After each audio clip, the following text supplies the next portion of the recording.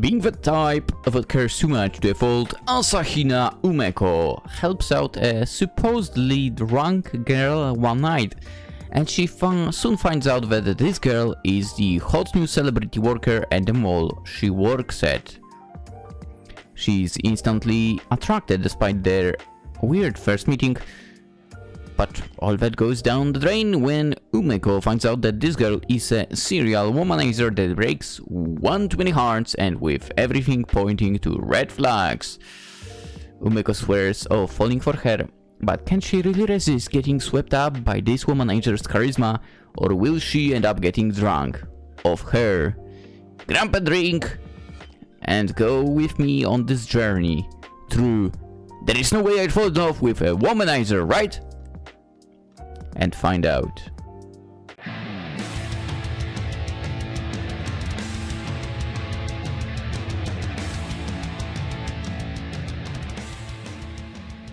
Hello and welcome, Lynx here, and we are sitting to There's No Way to Fall in Love with a Womanizer, right? From a dev we know and we like on this channel, Team ANPIM, who brings us absolute bangers of stories, absolute bangers of Yuri stories. I'm kind of late, yes, this has been sitting on my PC for a while. I should have played this way earlier, but, well, I bet it's still going to be fun. So, let us begin! There is no way I'd fall in love with a womanizer, right? I check my phone. Narration, no voice change. Characters I'll switch. Fine. I check my phone to see if I had missed a reply or not. But my last message is still the most recent one in the chat log. The loud sounds of people chatting away flows through and out my ears, causing the slight headache of mine to ring a little louder than I'd like. I'm already loving the music. I look down a small, almost finished glass of whiskey on the rocks in my hand and swirl a bit before taking another sip. The chilled burn goes down my throat and I sigh. It's probably the 40th sigh of the night. Damn. I don't think I've ever been stood up before, and my bruised ego still won't let go of it. Can you at least give a reason or excuse for your absence instead of making me waste my time and energy coming here? I switch down the remaining whiskey and contemplate if I want another drink. Maybe something lighter and sweeter to balance out the bitter event that happened tonight. Excuse me, can I get a tequila sunrise? Coming right up. I look down at my phone once again to see if I got a message, but the time shown the home screen catches my attention more than anything. Oh shit! It's almost 11! Should probably finish this drink quick and leave. If only I didn't have work tomorrow. Drinking on a work night probably isn't the best, but my alcoholic habits don't seem to die no matter how old I get. Oh. Or perhaps it's because I'm getting older and my borderline alcoholic habits keeps continuing. I'm just becoming those old sorry men drinking after every work day, huh? I scoff knowing that it might be true. The bartender hands me the glass of tequila sunrise and I quickly down the sweet alcohol. Ha! The stark difference between the tequila sunrise and whiskey wakes me up, throwing me back into reality and telling me to stop being the mopey girl that got stood up. There are plenty more fish out in the sea. I pay the bill and make my way out of the still bustling bar, dreading tomorrow's mundane workday. I check the weather app as I exit, dreading the rain icon that I see next to tonight's and tomorrow's date. Nothing like that over here. I'm going to have to tame the frizz in my hair tomorrow. Yeah? As soon as I open the door, I see two figures in front of the entrance, and one of them flashing by along with some yelling. Awa, awa, awa, awa. We're over! I'm dumping you, plaything! Get out of my face! My body freezes in place, witnessing what seems to be a breakup, and my eyes travel down to the woman propped up on her elbow on the floor. The light illuminated her soft, smoky eye makeup and her long dyed hair. Her multitude of earrings, yeah, there are quite a few, gives her a sort of bad girl or delinquent vibe, complemented by the chain around her neck. She's wearing an off-shoulder sweater with a small teasing chest window and a pair of loose cargo pants. Here you go. Full view, by the way.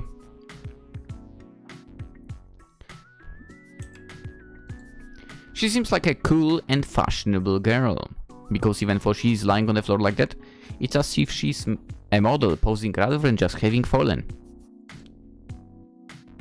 Despite having just been pushed to the ground, she's donning an amused expression, as if she found it funny rather than being offended.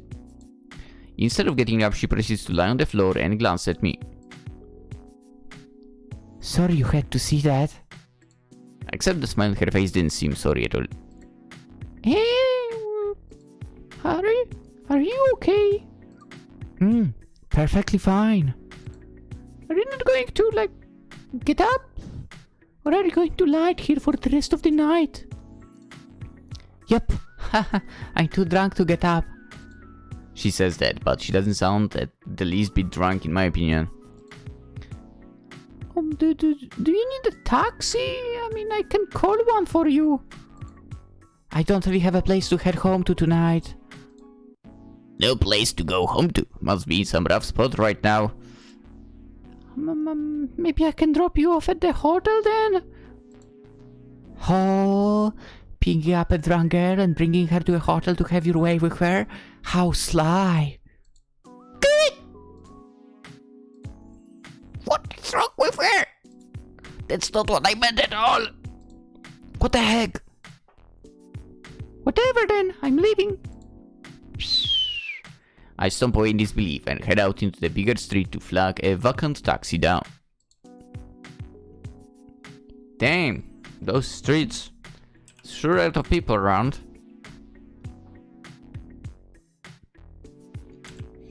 I've met a fair share of people, but I don't think I've ever met anyone like her.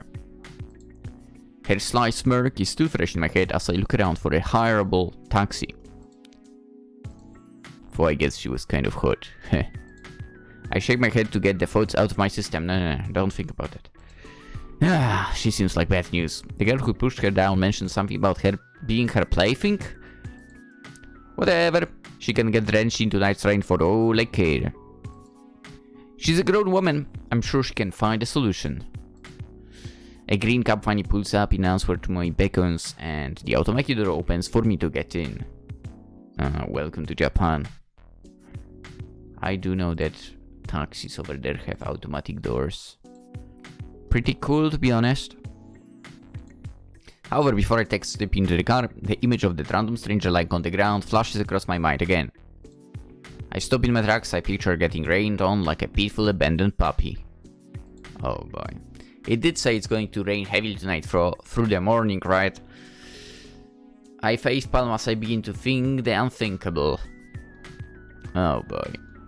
Or should I say, oh girl. Oh cat, why am I like this?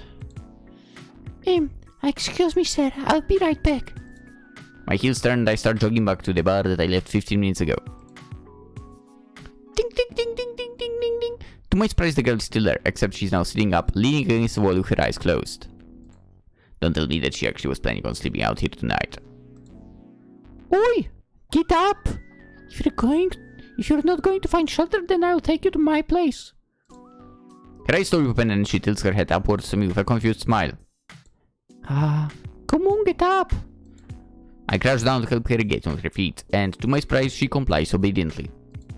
Her unexpectedly tall stature causes me to lose balance a little, but she steadies me as if I were the drunk one.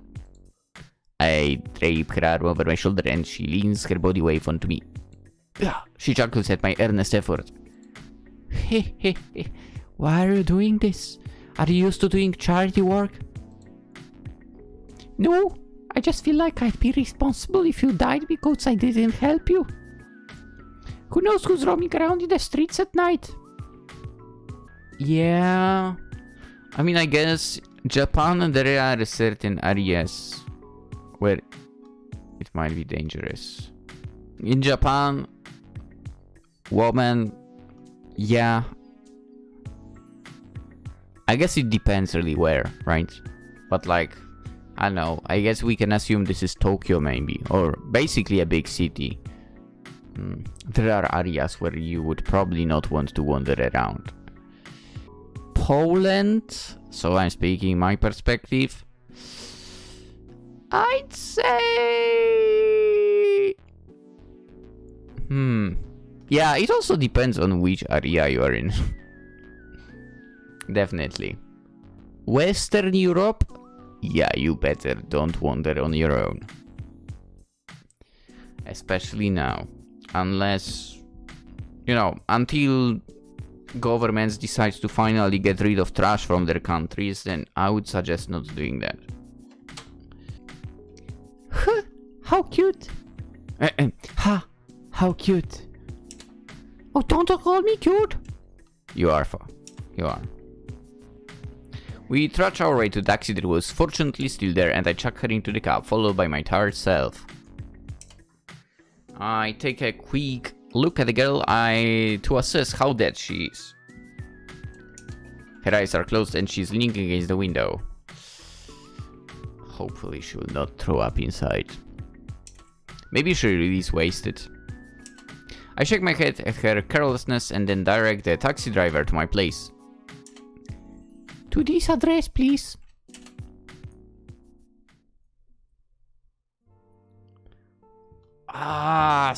That place is so light. Or more like so lit, kind of. Anywho. It surprisingly didn't take too long to haul her to my apartment room. I drag her through the small hallway into the living quarters. For once, I'm grateful that my apartment is small because I'm going to collapse if I carry this girl any longer. I plop her onto my twin bed and take her shoes off before proceeding to change and get ready to sleep. Ooh, nice. Fish fear me. Woman want me. What? What a saying. I come out of the washroom after changing and the sight of a stranger in my bed finally hits me that I brought some random girl home on a whim. Maybe I should have thought this through more. My bed looked bigger in my head. Yeah, honestly looks like a one-person bed. The random woman's body takes up about half of the space, and although there is still room for me, it will be a tight fit. I regret this so much. I shimmy onto the bed and under the sheets I tucked her in with, trying my best to leave at least a small gap between us. The strong smell of her perfume surrounds me. At first it smelled good, but I have a feeling I'm going to get sick of it if I don't fall asleep soon. That's me. That's actually so me as well. Please don't overdo it with the perfumes.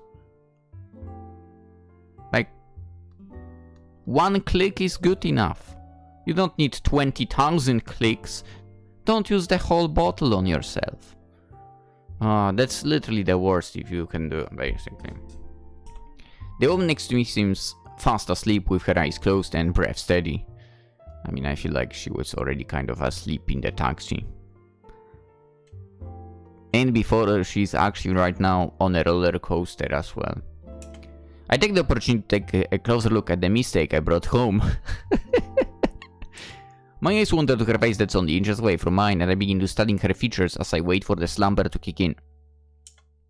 She's definitely one of the goat's favorites with how pretty she is and how tall she is. Oi! I mean, you are plenty cute. Come on.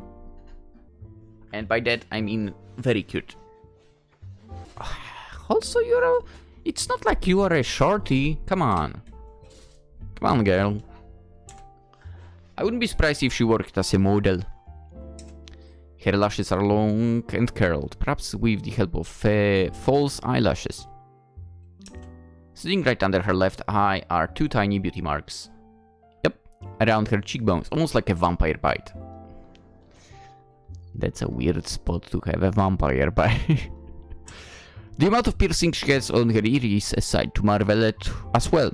She has at least 5 on this one ear alone. Okay, let's see. Going from the bottom. 1, 2, like the black ones. The fur... How does this work? Okay, so there is like 3 more. But in a way, those 3 are... kind of like one thing? Don't ask me, I have no clue about piercings, so yeah. What I do know is... piercings should only belong to ears, if anywhere.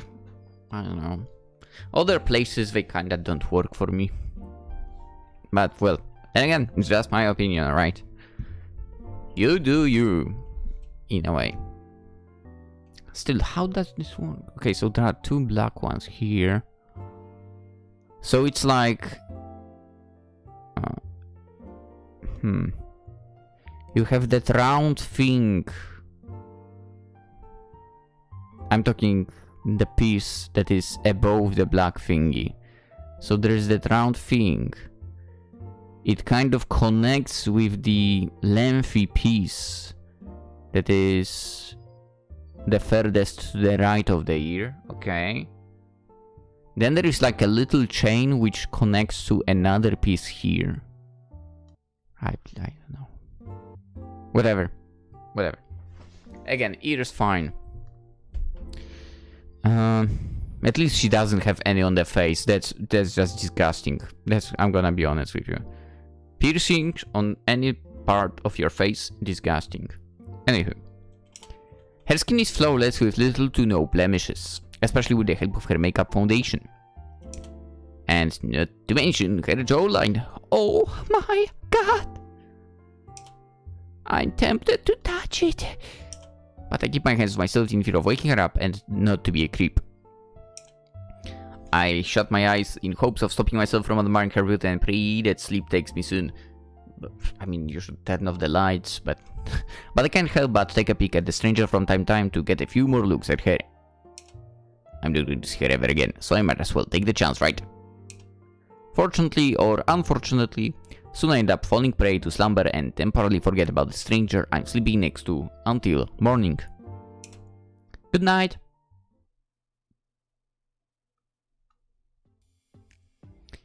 The crack of dawn arrives not with an alarm clock, but with slight movement and the smell of a familiar perfume wafting in my nose. I didn't think you'd like me that much to take me home and latch on to me. I gotta leave sooner or later, you know, so I don't mind staying a bit longer if that's what you want. I wince awake and slowly open my eyes to the stray woman I brought home last night. Then realize with a start that I'm hugging her arm like I would usually do with my favorite golden retriever plushie. I quickly detach myself and dart away from her, nearly falling off my bed. I'm now wide awake, recalling the memories of last night. She chuckles slightly at my surprise and rests her head in her hand as she lies down sideways, looking at me in amusement. I give her a stink eye and get up from bed. I pick up the big plushie from the floor and turn it to its rightful place on the bed, unlike the woman that's unapologetically still lying where the plushie should be. I rub the sleep from my eyes and get ready to boot her out. Don't even think about overstaying. I only brought you home because I worried you were going to be drenched in the rain overnight. The forecast predicted a huge downpour, and I feel bad if something dangerous happened to you and I could have prevented it. Did it rain at all, by the way? I walked out the window and opened the blinds to take a look outside at what should have been cloudy skies and wet roads. Except the sun was shining down brightly and the ground was as dry as the dyke plants I neglected on my nights, and it never rains. Yep. You can't trust the weather forecast. A heavy sigh escapes from me and I face her and her smug smile again. Still, you would have saved me from getting rained on had it actually rained. And you saved me from potentially getting killed by some serial killer that could have been roaming the streets last night. You never know who's lurking around outside nowadays. Exactly. Especially Western Europe. And America, I guess. I roll my eyes exaggeratedly and cross my arms to signal to her that she's overstayed her welcome. Okay, well, I think it's time you left. It's not raining and no serial killer would dare stab someone in broad daylight. Unless you are in Western Europe. The time on my bedside clock reads 7:20 a.m. 10 minutes before my usual alarm rings to remind me that I have a job to get to. Are we starting at like 9? Or should I say, is Umeko start? Starting at 9, sorry. I need you to get out so I can get ready to go to work. Oh, but your bed is so comfy. I want to stay longer. Don't mind me, just get ready to work for work while I stay here. Out! Now! She chuckles in defeat and rolls out of my bed. Before leaving, she walks up to my short self, reminding me again of the huge difference between us as she stands facing me. My fight or flight instincts kick in when she steps near me, cautious of what her next move might be. You don't often find such a kind-hearted people like you, willing to help random strangers like this. Thank you. Her grateful words shock me momentarily, leaving me at a loss for words. She walks out of my humble little room and into the tight hallway that leads to the main entrance, but not without an unnecessary snarky comment. Oh, and have I told that you have a cute sleeping face? Just leave! The tall girl laughs out loud and finally leaves my tiny apartment. I feel my face getting warm from her comment and slap my cheeks to get out of it. Just who is she? Holy shite! Just Ned. Oh, I did not expect that. Just then, the loud alarm tone from my phone rings and I rush to get ready for the day. That would not wake me up, by the way. I knew I shouldn't have brought her home. I hope I never have to meet her again.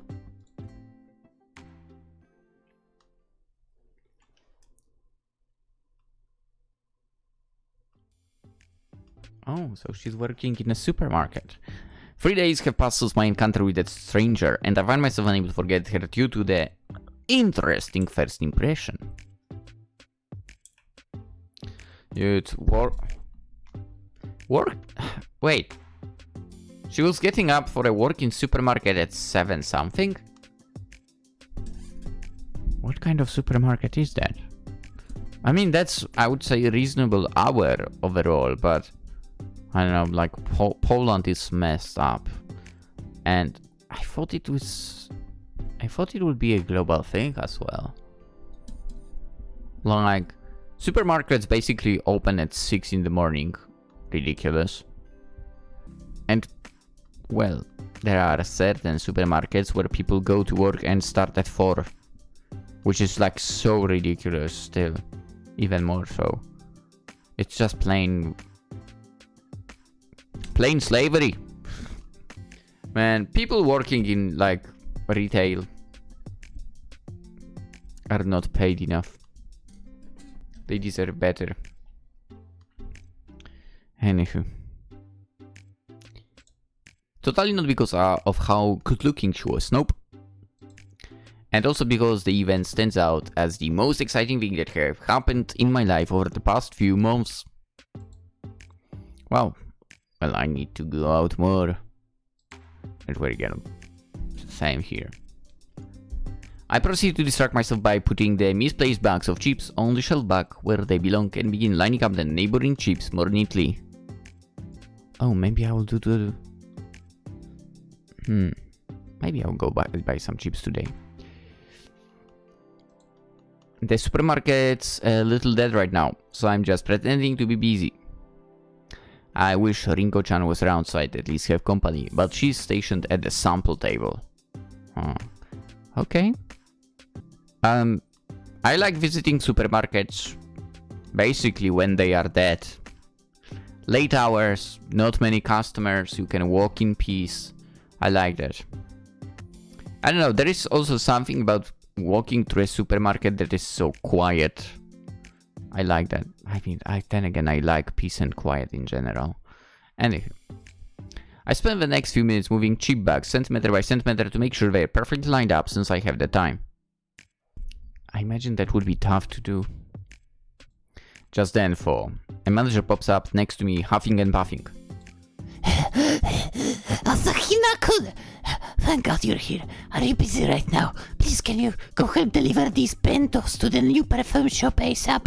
I was supposed to go, but I forgot I have a meeting starting soon. Whoops. Please! Yeah, of course. I just have to drop it off. Yeah, thank you. He hands over the bag of bentos and rushes back to his office. I stand there surprised at my new side quest, but I'm not complaining. Maybe I can take a little stroll while I'm at it. With that, I start my short trek to the new perfume store that everyone's been raving about. What's so special about the perfume store? I don't know what's so special about them. I know that I don't like visiting them. Again, that's the thing that I mentioned earlier. I'm not good with strong smells. And perfumes have strong smells in the stores. Always. I'm not good in stores like this. People don't even wear perfume often here. Oh, that's nice. The trek to the shop isn't far off. Just down the escalator, around the corner and down a few shops. I say that now that I think about it as if I'm not using perfumes or antiperspirants or anything. I'm just like using, again, minimum amount. And if I thought I couldn't find it, the crowd of girls in and outside of the store have directed me to it. You know what's scary? In a way? For some reason this background looks familiar. And I don't know why. Well, maybe because places like that, so malls look the same. I stop in my path marveling at the amount of people in the perfume shop as well as the shop itself. Yeah, I mean totally. A perfume store looks the same as every other perfume store. The store itself is very modern and chic, and although the store isn't too old to big, it managed to space out each cluster of perfume bottles on islands and against the wall, giving it the illusion that the store is more spacious than it seems. It's as if the perfume bottles were works of art displayed at an art museum. Were people always this into perfume? I continue my way to the store and try to look for a worker here amidst the swarm of people so I can get out of here as soon as possible. Thankfully someone in a black suit hails me down. Hey, over here! Excuse me, coming through! The woman in the black suit eloquently waves through the crowd and greets me. Thank you so much for saying this over. Our hands are just too full right now to pick them up ourselves. You're a lifesaver. No problem. Thank you for your patronage. I look around again to survey the area. There are tons of people looking through the selection of perfumes and sniffing the samples, but I also notice a few stairs going in a certain direction. Hoi hoi hoi! Don't you think she's super handsome?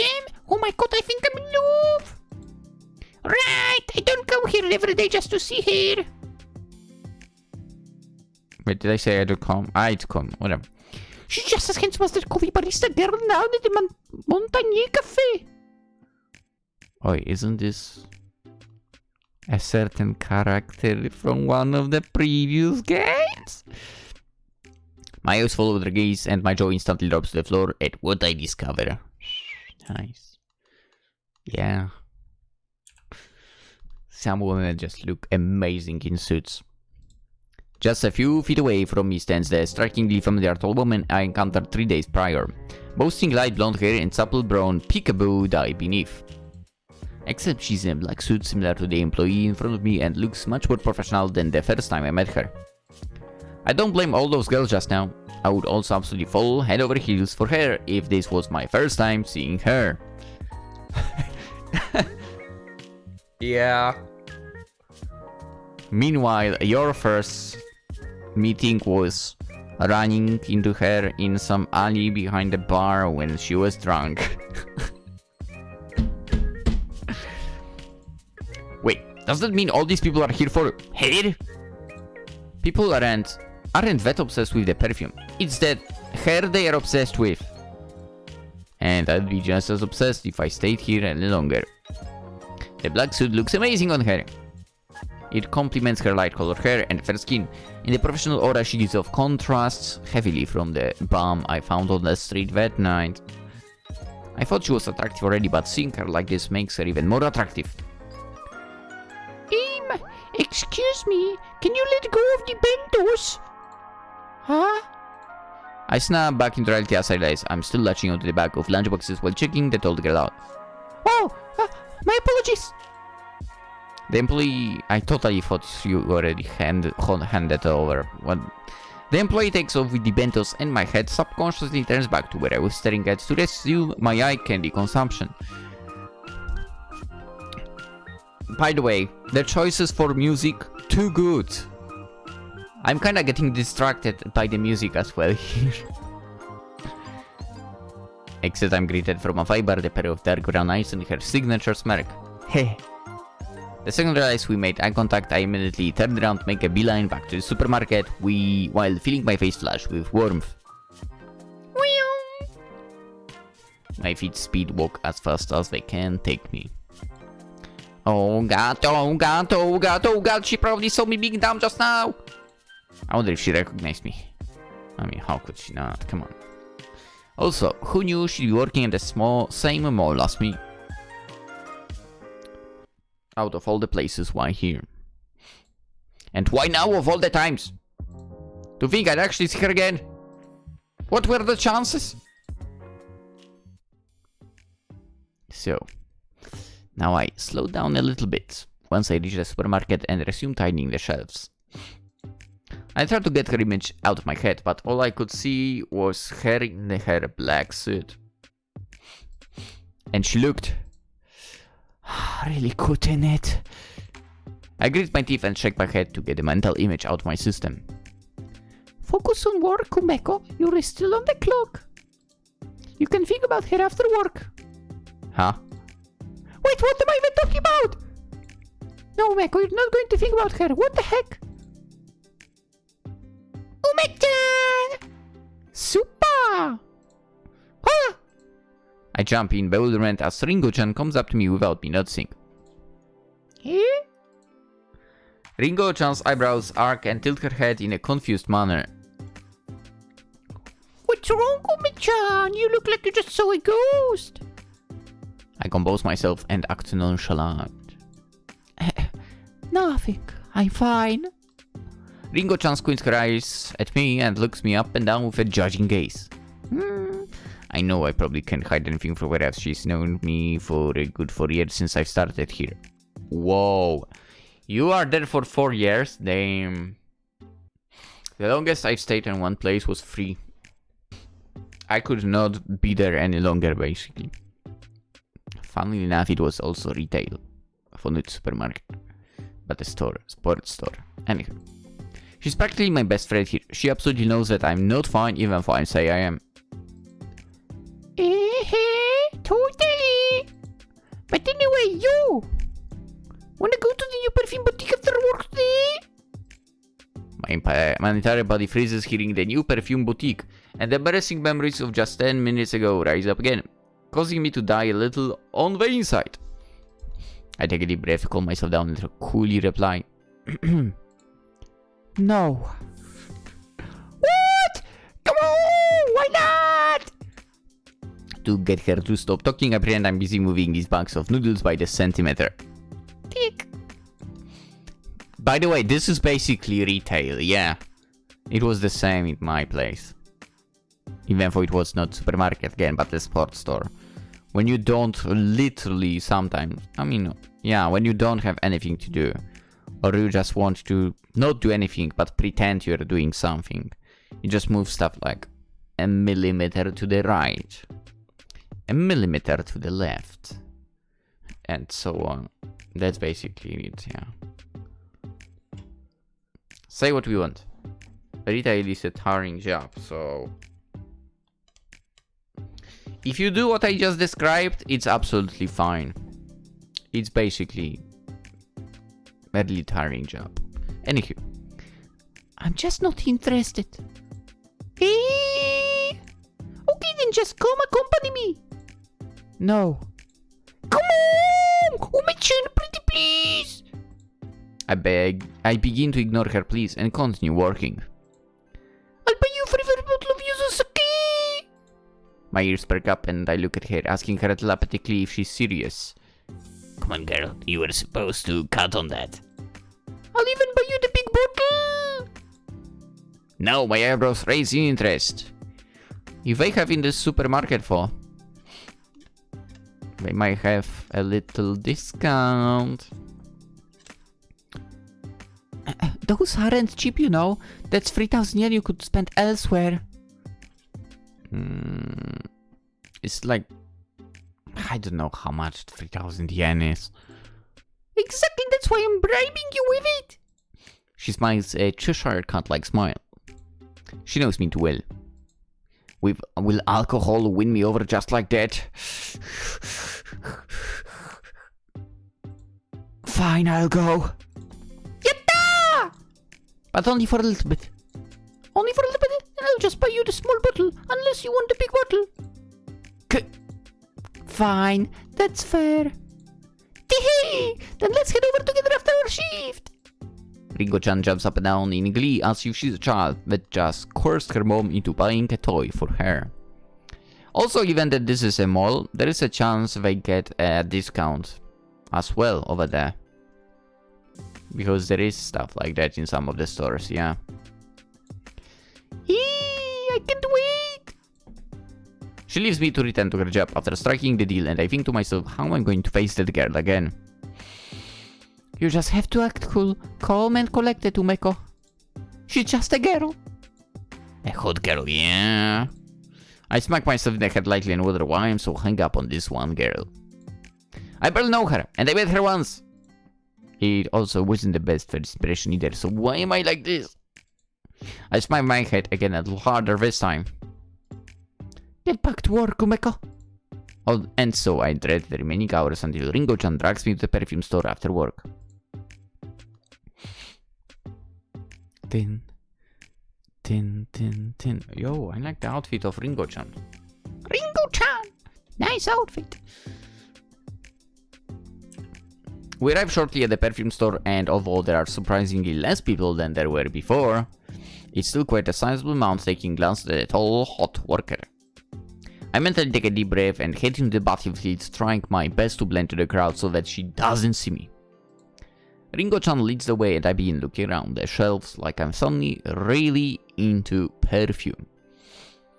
Ringo-chan's gaze, on the other hand, is drinking-lessly at the start of the show just like everyone else's is. Ooh, I know that everyone told me that she was hot, but damn is she hot! Totally blew my expectations out of the water! I stealthily take a quick peek at the subject in question. She looks just as good as I remembered. And oh my god, her smile, what the hell? She's smiling genuinely as she converses with the customer in front of her. I've only ever seen her smirks and sleazy smiles, but her genuine smile is something else. I can see why everyone's crazy over her. Ooh, just look at her! I know, I just did. You know, for a lesbian, you sure don't seem interested in such a fine specimen.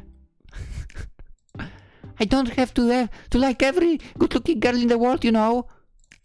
It wouldn't be good for my heart if I did. You're correct about that, actually. And it's not that I'm not checking her out. I've already had my fair share. Plus, I just don't want to get caught checking her out. Again! On top of that, I feel like the more I look at her, the more my brain will completely wipe out my auto-encounter with her and make me fall in love. I walk to another island of displays to get away from Ringo-chan's fangirling. A peculiarly shaped pink bottle catches my eye and my hand subconsciously reach to examine it. I pick up the little jar filled with cotton sitting in front of the bottle, which I presume to be the sample, and waft the smell near my nose. A light floral scent reminiscent of spring enters my nose, alongside a hint of citrus-like scent. Oh, I like that. The fragrance gives off a pleasant atmosphere, suitable for a nice young lady that has a pinch of spice in her. I may just add this to my wish list. Boop. Me and Steam games. But my decision to do so disappears without a trace when I see the price. 23,500 yen! For perfume? No way! That's like slow maths. That's almost 8 bottles of that alcohol. Damn. I gently put the small sampler down and re-evaluate my needs and wants. Maybe if I ever get a raise.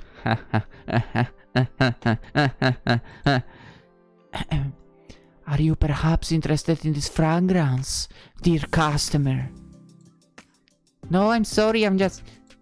I turn my head to address the worker that's probably causing me to get the perfume, but I freeze in place when I met face to face with the one person I didn't want to interact with.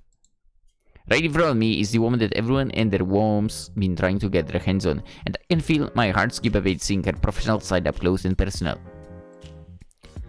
Browsing. Oh, is that so? She looks around nearby and peruses the shelf of perfumes, picking up a small squarish bottle and its sample. If you like that other scent, you might want to try this one. She hands the sampler to me and I take a whiff of the new smell. This one is Laboratorio Olfativo Snidiu. I see what you've done there. It has fruity top notes such as lemon and pink pepper. Pink pepper?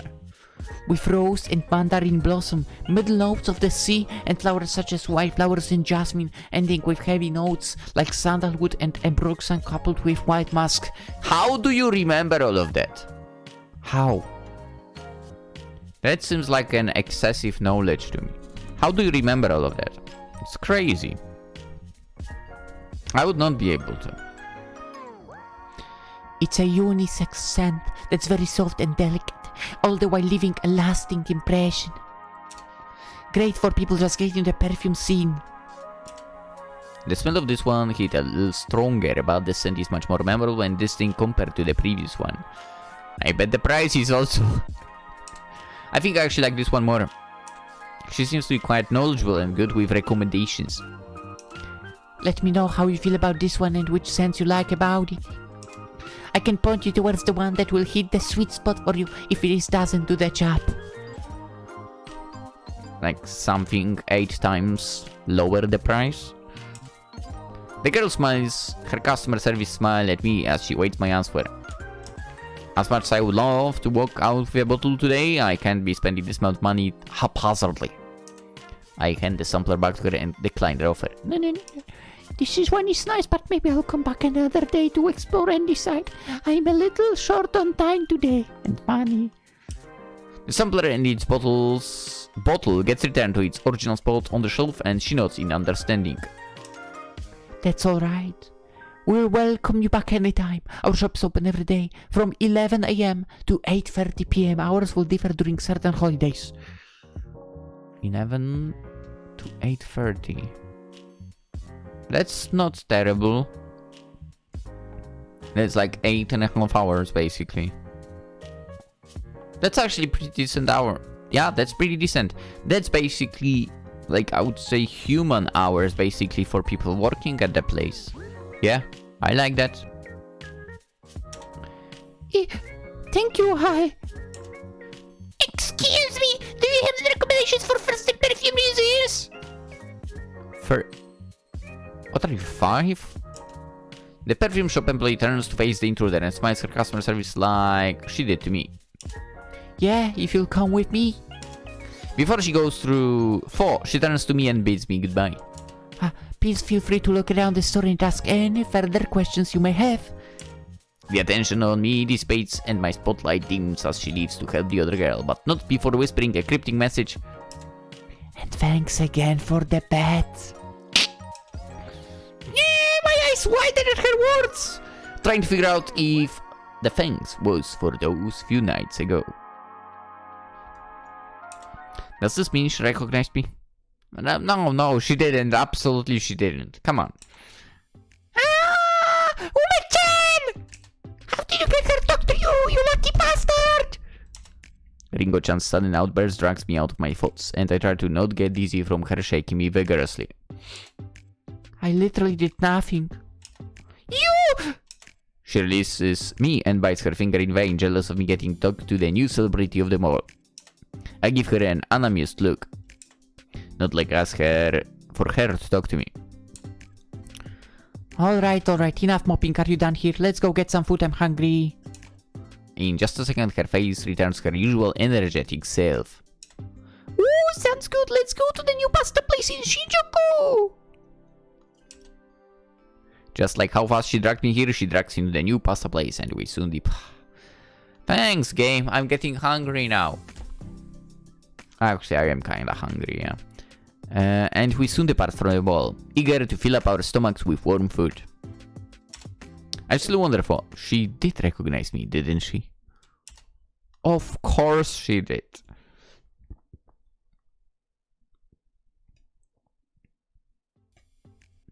It's been a week now, and the perfume shop is still as busy as ever. There's always plenty of people every time I pass by it when I get off work. But I haven't had the guts to go up and interact with her again. What would I even say? Wow, fancy seeing you here. I work here too, what a coincidence. Let's go out for dinner sometime. There is no way I can say that. And besides, what does she have to do with me? I let her stay over for one night and that's it. That's the end of the story. There is probably nothing more. Most likely. Am I expecting something more? I scorn myself to get the thought out of me. No! But it'd be nice. We have some sort of connection, I think. I shake my head. No, I'm definitely coping and getting delusional. Ah! Stop freezing over her! Umeko! What are the odds she's interested in you anyway? She must have a ton of people on her tail. And besides, wasn't she bad news? I remember how our first meeting went, where she got pushed over by someone and they were yelling at her. Something about the plaything. But maybe I'm just missing context. Maybe. Man, I suddenly really want a drink. And look at all of those bottles right here. Anyway. I slam my locker door shut and make my way to one of my favorite bars. It's a Friday night. I can relax a little, can't I? Well... given your field of work, I would say... it depends if you have a shift next day. Welcome to the bar. I end up at one of my usual bars and sit by my lonesome, swirling the glass of alcohol. Sometimes I wonder if I have an alcohol addiction. You certainly do. I should lay off drinking for a while if that's the resort I always go to when I'm troubled. I continue mindlessly scrolling through the Instagraph and get lost in the multiple photos of good-looking people and couple photos. Ugh. My non-existent love life is yet again resurfaced when I want to bury into the depths of hell. I put my phone down in frustration and sigh. Why is trying to find love so hard? Why can't I just meet someone, organically hit it off with them and I don't know, start dating? Maybe being a lesbian wouldn't be so hard if I was in a more liberal country. Alright, I wouldn't have a clue, come on. I sigh, another sigh, and look around for a possible imaginary candidate. I'm not necessarily expecting to be picked up by sitting here alone, and besides most people that approach me are men anyway and I could care less. But you know, it would be nice if I could just meet a girl that could sweep me off my feet. I wouldn't mind going home with her. It's a Friday night after all. Preferably someone cute. What? All of a sudden the image of a stray girl, now perfume girl, flashes across my mind. I shake my head and wake up from my train of thought. Why did I think of her? Again! I collect my confused self by taking a sip of my drink and distract myself by scouting for an eye candy at the bar tonight. My eyes begin wandering around the vicinity. The place is quite busy tonight, seeing that it's a Friday, but it's still not packed yet. That will come later into the night. The music is at just the right volume, and is accompanied by the chattering of people nearby. I take a sip of my Long Island iced tea and notice a... Oh, you have iced tea? And what's the problem, girl? You are not addicted to alcohol. And notice a pair of women at the end of the bar counter. One of them has long, light brunette hair tucked behind one ear, eyelashes fluttering as she blinks, lips smiling in a charming smile. She kind of looks like... I mentally do a spit take when I realize who it is and instinctively hide my face from her view while still spying on her. She chuckles aloud and I see a better angle of her face. There is no doubt that it's her. Is she a friend, or are they girlfriends on a date? The other girl is casually playing footsies with Perfume Girl as she talks, making it clear as day that she's flirting. It doesn't seem like Perfume Girl is retracting her foot, so maybe it's mutual. Could this be a date then? I should hurry and finish this drink before she notices me. For to be fair, why should I hide from her? It's not like I did anything bad to her. I see her whisper into the other girl's ear and get up from her seat. My head naturally looks the other way as she passes by, making sure she doesn't see my face even though we're 15 feet away. Perfume Girl saunters away to the direction of the washroom, leaving the other girl all alone. I breathe a sigh of relief. I have to down this drink and get the bill before she comes back. As I finish my drink and hail down someone for the bill, I notice the girl at the bar counter acting a little suspicious. She pulls the drink close to her and it soon hides behind her body out of my line of sight. Just a few seconds later, she inconspicuously slides the drink back to where it was before. I let out a small gasp. I can't believe what I just saw! That... Did she just drink her drink, that bitch? No way!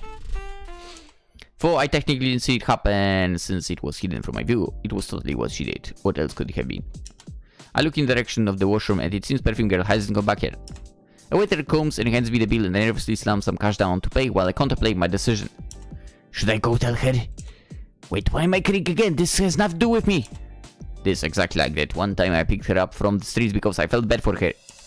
Except this time it isn't just a rain shower night she's getting. This time her life could actually be in danger. Wait, woman, do that actually... What? What the fuck? Yo. And... people tell us that only men try to, like, drop something into their drinks. See? Woman, you do that too to woman. Not nice. Who knows what that creep will do to her? Yeah. Honestly, though, I would also say something to the bartender. Say there's some suspicious movement over there. They are just like, alright, we'll check the cameras quickly. And get that woman locked up. Anyway, I bite my lip in hesitation. Don't hesitate, go. The inner moral compass in me is battling against the I don't give a damn side of me, and unfortunately the former is winning by a huge margin. I get up and speed walk to the washroom. Ding, ding, ding, ding, ding, ding. I'll just warn her, that's all. She can do whatever she wants with the information given. I fling open the washroom and find her standing right in front of me. Whoa there. Oh. I met with her soft smoky eye makeup and her sophisticated smelling perfume once again. What a coincidence, see you here. You! That woman you were talking to, she just packed your drink, don't drink it. Oh, do I have myself a little stalker?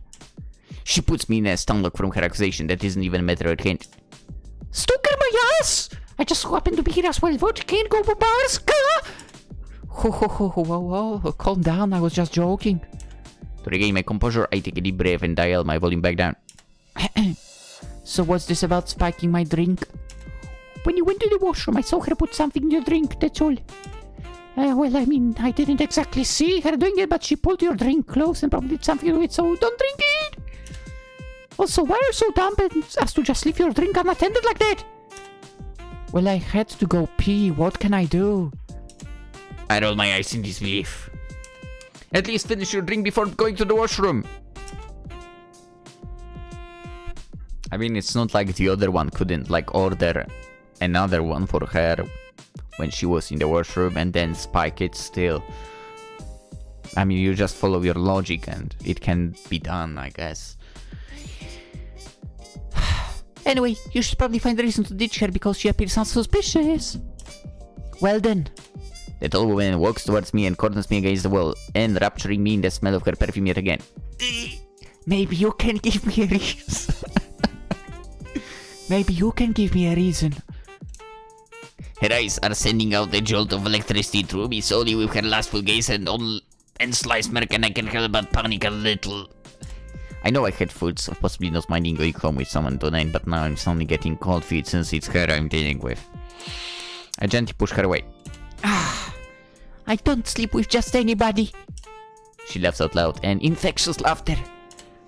I was thinking about a one-night stand, but I like how that's the first thing you thought. You were totally thinking that! Her smile was all it took to prove that she was, even though she's denying it. I rush towards the exit in fear that she might pull something again and give her one last look. Well, either way, I play my part of being a good Samaritan and warn you, so don't come blaming if you get into any trouble. I make my way out to the washroom, out of the bar.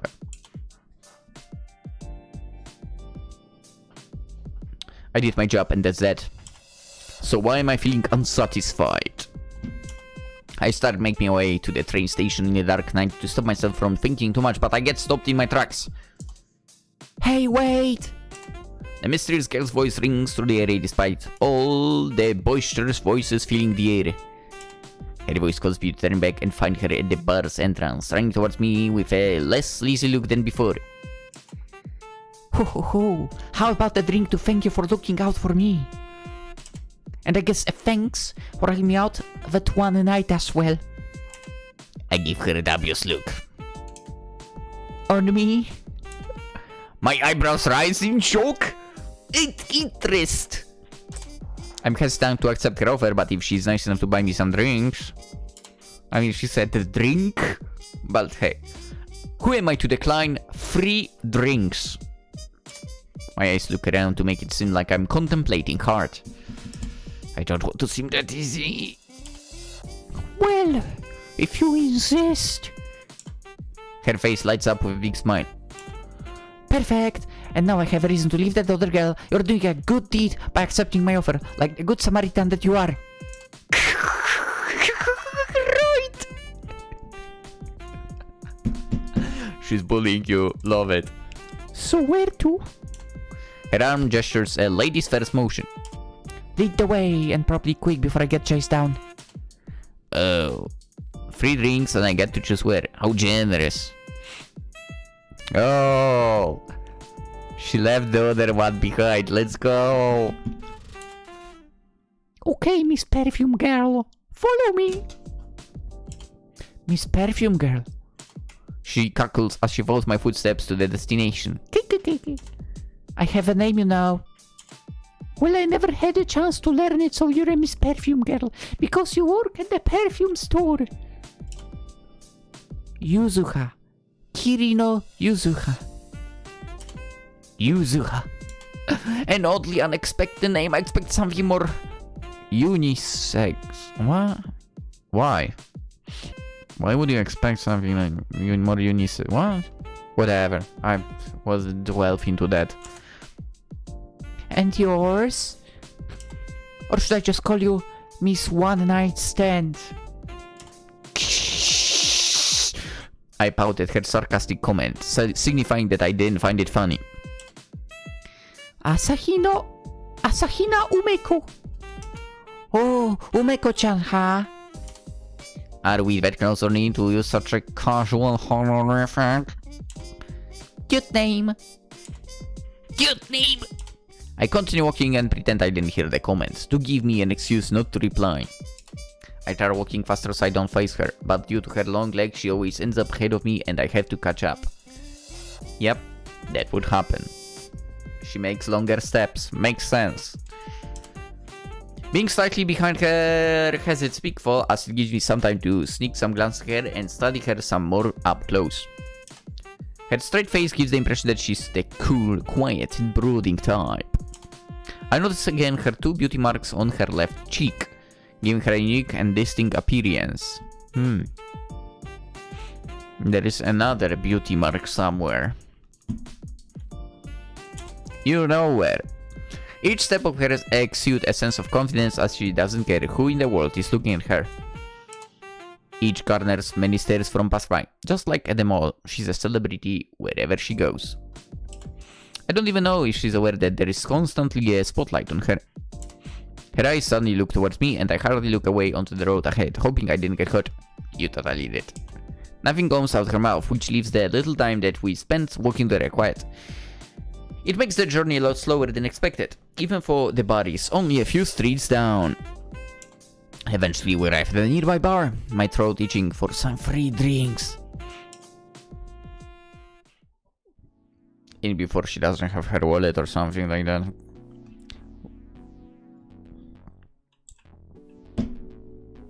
Nice. We take a seat by the bar, as the place is already packed and filled with people. Her height is emphasized again when she needs to look down a little when speaking to me. So, what will it be? I love the music in this game so much. Should I order the most expensive drink? I'm not rich, but if that's what you want. I still will smile due to my excitement of getting an expensive drink, but try my best to maintain a poker face. I guess I'll go easy on your wallet.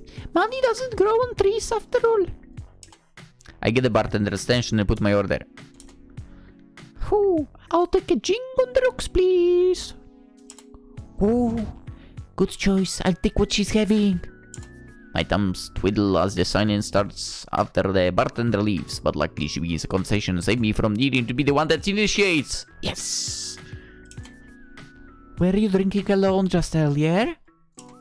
My thumbs twiddle even faster in fear she might judge me for drinking alone, but I answer truthfully.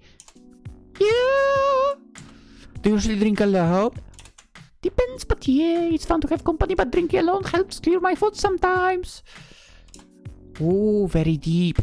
You seem like a very introspective person. I can't help but laugh. I can't tell if she's sarcastic or not. Do I? It's not that deep. That was the impression I got, yeah. The bartender brings our drinks over in front of us and I bring it to my mouth to taste the spicy chilled liquid. But if you've ever need a drinking buddy, you should hit me up.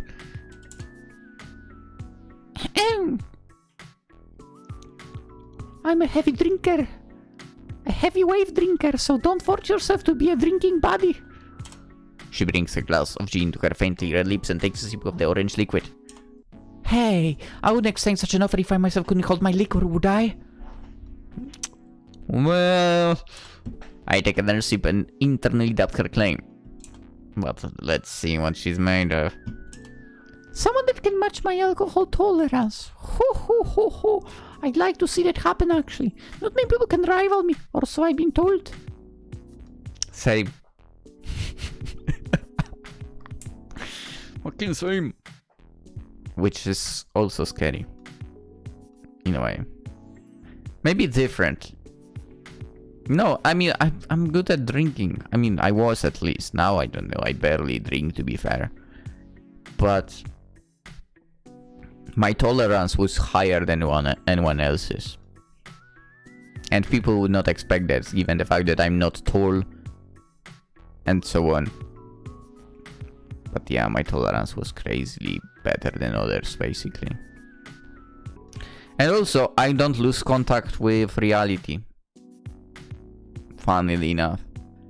Sure, you get obviously more relaxed. like more talkative, yeah, that's for sure. I'm not a talkative person in general, but definitely alcohol triggers that as well. But luckily I absolutely do not lose the contact with reality. My thinking is straight. And so on. That's definitely something I did not inherit from my family. Because they are really bad with alcohol. Jesus. Or should I say they are really annoying with the alcohol and so on. Anyway. Oh, so scary. I wonder if you're bluffing. No, I'm not. Oh, just you wait. Oh, so it's settled. Drinking buddies. She raises her half-empty glass in the air, waiting a clink on my end with smug smile on her face. Drinking buddies? I never signed up for one, but so badly want to show her what I'm made of. A clink her glass with mine, make a deal with the devil. Drinking buddies. We toast to the new friendship, and I can't help but smile a little, seeing how our relationship has strangely changed since the day we first met. Most of my friends end up passing out or never drinking enough to satisfy me. Yeah. So I rarely get a chance to drink to my heart's content with company. You know what? It's absolutely true. I remember quite a few instances like that. The first moment was like, I would say, or more like the first time, kind of. The 18th birthday of 4 of my classmates at the time. Basically, they organized their own, like, kind of dancing thingy in a place. And, you know, 4 people together, basically each person pays less thanks to that and so on. Makes sense, right? But yeah, they rented, like, whatever, a building, whatever, who cares what exactly that was, I don't even know. But yeah, there was like a place where you could dance and blah blah blah and drink and so on. So there was also a room with, technically not with, I think there were some couches or whatever, but basically you would hang your jackets and so on there. So yeah, quite a few people dropped there basically. And well, there was no one around. I just walked home when there was no one left to drink. Kinda hilarious. The next one, probably a barbecue at my also classmate at the time. Dude, I'm talking high school, by the way. We were 18, so no worries. Not like we didn't drink before 18, but that's the information nobody needs to know. Poland, basically, right? So, but yeah, that was technically a classmate, but we were already graduates as well. So I was about to hit 19. Barbecue. His parents were not around. A few people come by. Some I didn't know. Some we did, and yeah. I basically stayed up drinking with everyone the longest. Everyone either went home or fell asleep at some point. I remember returning home at like 7 in the morning, basically. On foot. Easy. There probably was something else as well, but whatever. Those were probably most memorable. Anyway, I don't know. Thanks game for making me totally drift into my drinking stories a little bit.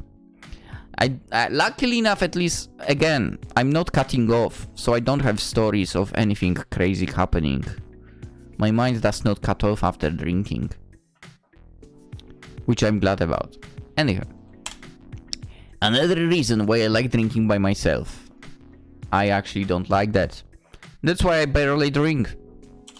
But that might actually change. That might actually change with Yuzuha. I smile again, thinking about getting a new drinking buddy, but my smile quickly turns into a quizzical look when I realize something. Wait. But were you too drunk on the night I met you? Just how much did you drink that night to get drunk? Or are you actually bluffing this entire time about being a heavy wave? Yuzuha laughs and looks at me with a smirk. Who said I was drunk that night? So you're pretending to be drunk? Why? So a cute, pretty girl could take me home. Her answer was so ridiculous that it renders me absolutely speechless. And all I can do is gape in reply. If I could slap her for being such a scam, I would. Except someone beats me to it. A woman comes storming up to us and grabs Yuzuha by the shoulder, landing a hard slap on her pretty little face. My body freezes on the spot, trying to process the event going on in front of my eyes. You soulless piece of shit! How dare you break up with my friend like this through text? What are you, a 15-year-old boy who can break up with someone face to face? I mean, what's bad with that? Honestly, I don't see a problem. I mean, at least she broke up. At least she's not avoiding. Come on. Also, that way, you know, you send a text, or maybe call, or whatever. You say you break up, and both parties are in, I would say, locations that, you know, nobody wants to do anything weird. Also, what's the point? Basically, if you meet with someone basically face to face, you probably would meet in the public place. You don't really want to break up in a place like this. That might cause a scene. No. I'd say through a text or making a call is better. Actually, making a call would be the best, obviously, but whatever. Grow up and stop playing around people's feelings! Just who do you think you are? Just because you're so hot, shite, it doesn't mean you can act like an asshole! I mean, on the other hand, you find her hot and you approach her, I believe, so... You know, you have to look from two sides of the coin. Yuzuha doesn't argue back. All she does is sit there accepting the yelling with an indifferent facial expression.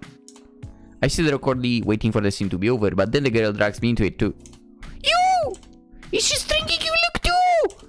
You better leave her right now because she's a menace. You're just going to have your heart broken, so let me save you trouble and tell you now. My eyes widen her assumption and I shake my head violently, swallowing that I have nothing to do with Yuzuha romantically. No, we're not together. Her attention on me quickly fades as she resumes reprimanding Yuzuha. You never let me or my friends see you ever again, you got it! And you're like, you only got a slap in the face, so if I see you again, you're gonna get more than just a slap! That's fucking pathetic. That's so fucking pathetic to say. Dude, over a breakup. That's ridiculous. The first girl storms off, leaving me shell-shocked. Yuzuha, on the other hand, acts like nothing happened while sipping on her drink. Dude, saying something like that over a breakup of someone else? Ridiculous. Come on. Plenty of eyes are on us from the other customers now, vicinity, wondering what's going on, but they soon turn away now that the show is over. I feel like probably shouldn't address what just happened, but it's such a big elephant in the room that it's kind of hard not to. I take a sip from my drink to decompress after the show. But yikes! I thought she would be a good girlfriend candidate now that I'm acquainted with her, but on second thought, maybe not. She seems to be a huge walking red flag! How unfortunate. Yuzuha then breaks the loud silence with her silvery voice. Are you afraid of me now? I look at her to check if I heard her right. Afraid of you? Me? Afraid of what? She nods her head at the door that the angry woman left through. After hearing all of that, I focus my gaze on the empty glass in my hand. What is there to be afraid of? That's your personal business, none of it is mine. You're just drinking, buddy, don't get any ideas. Her low chuckle resonates through my ears despite the loud music surrounding us. Oh, I thought you were interested in me. I wasn't not interested in her, but after all of that, I don't think I am anymore. I refuse to answer, so I keep my mouth shut. No comment. Oh, then don't go falling for me now. I can guarantee your heart won't be broken. Oh, you don't have to tell me that twice. I've already seen 2 accounts of heart breakage with you. Yuzuha tosses her head back with a hearty laugh. I guess you've already seen the worst sides of me, huh? Yes, sadly. She laughs again with that seductive voice of hers. Ha ha ha ha. That's too bad. Since she's brought up the topic, I might as well ask her about it to keep the conversation going and find out more about her intriguing choices in life. So, why are you being a scumbag and playing with all these girls and guys? Perhaps people's hearts like that? First of all, girls, I'm a lesbian for the record. I didn't expect her to outrightly say it like that. Second of all, it's technically not my fault. I made clear that it's casual. They all just end up catching feelings and want to get serious about it. And when that happens, I dip. That explains a lot. But I mean, hey, she was open about it, so what the freak? You say you are just casual around me? Let's not go with it then. But again, not like I'm searching for anything. I don't have to, maybe. Who knows? The internet doesn't need to know that. Do you ever have plans to settle down then? She scoffs and downs the rest of her drink. Settling. Settling down will only hurt you. There is no such thing as the one, no matter how badly you want it to be true. Okay, that's actually not true. You are absolutely mistaken about that one. Constantly wondering if the one is out there and trying to find them will just keep you running in circles getting nowhere. I mean, I'm not saying that you have to, like, search for someone like that as if, you know, just like a dog would search for a bone outside in the freaking forest or something. You might find someone and think they are the one, but just watch. They are the one until they're not. Whether it's over an argument or miscommunication and lack of wanting to try, or whatever. Yeah, I mean, that's the most important part then. Absolutely communication, yes. And obviously not stopping trying. That's important part as well. You need to constantly put in effort. Just because you supposedly are stable, blah blah blah, it's not meant to, you know, stop putting an effort. Absolutely true. I just said it's absolutely true. That's what I said to my sentence. Whatever. So what happens when you break up? Find the next D1? That just means there is no D1. The one is who you make it to be the one. But putting your all in will just hurt you. True. That's kinda true. And besides, where's the fun in settling?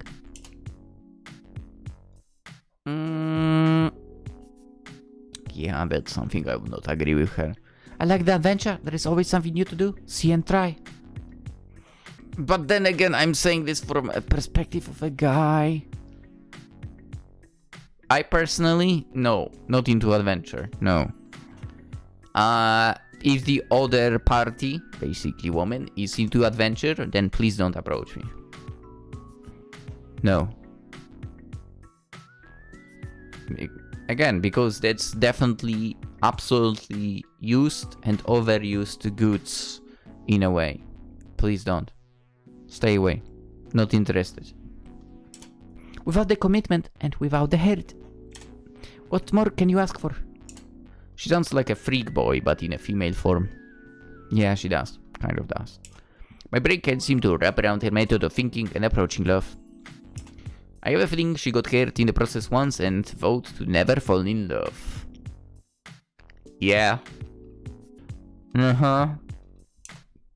You know, you're right. Or something like that. I bet that's what happened. I swear I've seen it on a TV show once. Yeah, it's a TV show. So in order to not get hurt, you hurt other girls' feelings instead? How long have you been doing this for? About 4 years now. 4 years of breaking girls' hearts left and right? How old are you? 27. Oh, 2 years older than me. I thought you were my age or younger. Oh, then you better start calling me senpai from now on. In your dreams. Anyway, it's been 4 years since you've steadily dated someone. 6 actually. I took a 2-year break before starting my casual romantic escapades. Yeah, you were so on point. But like I said, I make it 100% clear, but I don't intend spending my entire life with them. They always just end up wanting something more, even I tell them I can give them that. If they're looking for the one, it's not me. And so I leave as soon as they start showing signs that they want to be exclusive. Simple as that. Huh. And you've never developed any deeper feelings for any of the girls you went out with? Nope. Literally, you really hadn't really loved any of them? Nope. Like them, but not enough to create a future with them. I'm just here for a good time, not a long time. I only do casual flings and friends with benefits. Ooh, so you're a womanizer. Her eyes go big as she hits an eureka moment. Oh, why yes, I guess I am. That definitely has a nice ring to it. Rolls off the tongue nicely. I facepalm in disbelief. That wasn't supposed to be a compliment. Her big beaming, prideful smile gives off an immature and almost innocent look, even though the descriptor I gave her is nowhere near innocent. I'll take it as a compliment anyway. I shake my head and sigh. I can't tell if she's being serious or if she's pulling my leg. Aren't you tired of constantly jumping from girl to girl? Not going to lie. A little. It's been 4 years after all. Wow. 4 years, eh? Tell me about it. But better than getting hurt. Oh, gee, who hurt you that bad that you think like that? Or have you always thought this way? Yusuke looks down at her empty drink and snickers with a bittersweet smile. It's the most serious look I've seen from her since I've met her, not including her work mode. Who hurt me indeed? She takes a deep breath and waits for the bartender's attention. Excuse me, 2 shots of tequila, please. The bartender hands over our shot glasses in a flash and she pushes one of them towards me. She turns to her old smug self and looks at me with a cocky smile. To the point is, don't go falling for me. I won't, trust me. Ho, I want to see you try. I want to wipe that conceited smirk off her face. Easy enough? Okay, bet. She raised her shot glass toward me and my haughty side prematurely accepts the challenge on this mindless bet with a clink of the 2 shot glasses. I chug the burning tequila down my throat and Yuzuha mimics my action. Bet. Our eyes meet and stay fixated in each other's colored orbs for a second longer than I'd like, but I break the contact and proceed to order another drink. Does you think I'm that easy to fall for someone carrying huge red flags? Yes. Come on, I'm smarter than that. Bartender, a shot of vodka, please. Yeah? Welcome to Poland. You sure taking advantage of these free drinks, huh? You did say you were going to pay for it all. You can't back down now. Well, before you make me go bankrupt. She slides her phone over with the Rhine app open and points to it. I need your Rhine ID. I give her one raised eyebrow, suspicious of her motives. Oi, I have to contact you somehow if you're going to be my drinking buddy, right? Fair point. I mean, we walk in the same mall, so... Or should I say you work in the same mall. I swiftly type in my Rhine ID and she hits the send friend request button. Glad to make your acquaintance, drinking buddy. I return her signature smirk without showing any signs of submission. Glad to make your acquaintance. We drink to the night for a little longer, but as the hour progresses, further into the night I give mercy to her wallet and we soon leave the bar, parting ways at the station. Not to mention we both have work early tomorrow. I knew it! I knew it! Oh, it's Friday night, I can relax. Yo, in your field of work, you might actually be working. I knew it! Back to reality, I guess. I knew it! I knew it! Thank you again for drinks. I appreciate it. No problem. I owe you anyway. And again, the drinking buddy. That already makes it a great night. Just let me know whenever you need to drink. I'll always say yes for the most part. I'll take your word for it. The train arrives with a loud roar and the doors slide open for all the passengers to exit and enter. He joins the crowd and bids me farewell.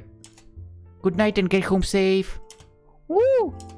The doors close and the distance between us grows further and further as the train rides off into the distance. Maybe she's not so bad after all. Wait, no, Chotomate! No, Umeko, stop yourself! She might not be so bad after all, but you can go falling for her. She's a boastful, heartless womanizer and player. She'll never reciprocate your feelings anyway. And most importantly, you can't lose that bet. Yeah?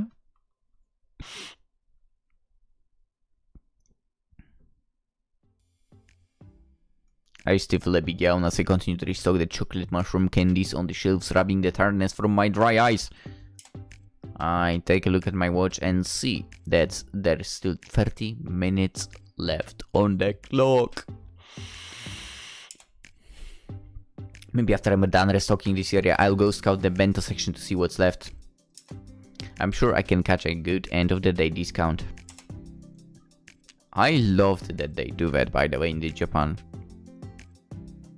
And maybe I can buy some Chuhai drinks to go along with it. And then I'll probably head straight home to catch up on that Korean street dancing reality TV show. Whatever the title might be. I need to see the Japanese team dance battle. I'm really hoping they don't get eliminated. Now that I think about it, I think Eurovision is coming soon. I absolutely don't give a damn about it. It's terrible music anyway. Like some amateurs. Come on, it's so bad. Just thinking about tonight's relaxation night sends a wave of bliss, healing me from my exhaustion. It's the only thing that can keep me alive for the day. I mean to flatten the cardboard box on the cart and get ready to head to the next section, but an unexpected voice creeps into my ears, scaring me. Boo! I cover my ear from the tickle in my mouth to stop my scream, but that doesn't stop the stares I'm getting from the people in the ale. I profusely bow and apologize to them, but they didn't seem to care much and just returned to browsing for their snacks. The culprit is busy sneaking like a little child who just pranked their teacher successfully. I lightly smack her on the arm and give her a disgruntled look. What the heck? Hehehe, sorry, I just had to. You seemed like you were in your own little world. I wasn't, you ruined it. She's still trying to hold in her laughter from my initial reaction, doesn't seem the least bit sorry. What are you doing here anyway? I'm here being a customer, Mom. Yuzuha holds up and waves the bento in her hand at me and I'm losing my voice. What the? Thought I'd get some sweets for dessert and saw you in the ale. Don't worry, I'm not a stalker. Unlike somebody. It takes me a while to register what she means, but then the moment from the last time we met flashes across my mind. Oi, I wasn't stalking you. I just so happened to be at the same bar as you. She snickers again. Clearly she's having a blast teasing me. I give her an eye roll and head shake. Okay, so you can continue on with your shopping, then I'll take my leave. I turn around and start trekking to the next section, but her hand latches onto the knock of my apron, stopping me in my tracks. Yeah! Wait. Wait. She pulls me close and I can feel her breath on my ear again. How about the dinner date with me? A bento party. She waves her bento again as if it would entice me to say yes. It's going to take more than that to convince me to give up my relaxation night to a bento party. Oh, and of course we can't forget drinks. Fuck. Maybe she knows me a little too well despite us knowing each other for only 2 weeks. I'm in. A big smile appears on her face, knowing that her bait was 100% effective. She has a problem. But where? I'm not about to have a picnic at 7 PM outside in the dark. What about your place? You know, an insane person would pitch their own place first before volunteering someone else's place. My place is a mess. And you assume mine isn't? It looked pretty clean the last time I was there. The last time you were there was 2 weeks ago. Oh, exactly. It's kind of for me to visit again. I won't know if it's messy until I see it with my own eyes. I dare change the topic to deviate from the idea of going to my place. My apartment is my own safe sanctuary, and I'm not ready for her to intrude on it just yet. Even if she did once already. So what? You can't even invite me to a nice fancy dinner? You're going to have to be my girlfriend if you want that to happen, Missy. Oh, never mind. Let's eat outside on a bench somewhere. Great! It's Sunday today too. I still think your place would be better. I turn around to loosen her grip on my apron and cross my arms to show that I don't have time to play around. Why do I feel like you have some ulterior motive with you pushing to go to my place? Hey. Yuzuha's eyes look to decide for a mischievous smile on her face. Of course not. Fiend! She acts exaggeratedly surprised, as if I just accused her of murdering someone. Whoa, I'm not. I'm hurt you would even think that. Why would you even assume that in the first place? Perhaps you're the fiend here, huh? Naughty. The smug smile comes back in a split second, and she wags her finger at me as she pins the dirty-minded thoughts to me. Or on me. I send her dagger's eyes filled with judgment and disgust. Edward, you're not going to my place. She puts her hands up like a robber surrendering to the police and drops the smile, replacing it with a disappointed face. Okay. I get it. We'll eat outside on the bench. Maybe eating outside will give you some fresh air to clear the gutter. Mind of your... Asahina-kun, is everything alright here? My body instantly straightens up as an expectant voice enters the conversation. I spin around to meet the supervisor and put on my customer service smile, albeit nervously. Yes, everything's... Yuzuha's hands touch my shoulder and I freeze up again. Ah! Her hands are warm as if I had heat packs put up my shoulders. It feels surprisingly nice. Or maybe it's just because my shoulders were getting cold from the air conditioner blasting in the supermarket. Yeah, everything's fine here. This dandy young lady was just helping me find the snack I was looking for. I feel a twitch in my smile as it falters, but I continue my best smile in front of the manager. Okay then, please continue.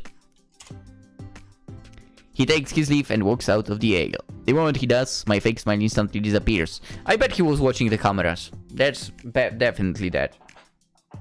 You think I don't know how it works? I do. The manager doesn't do anything on the store, basically.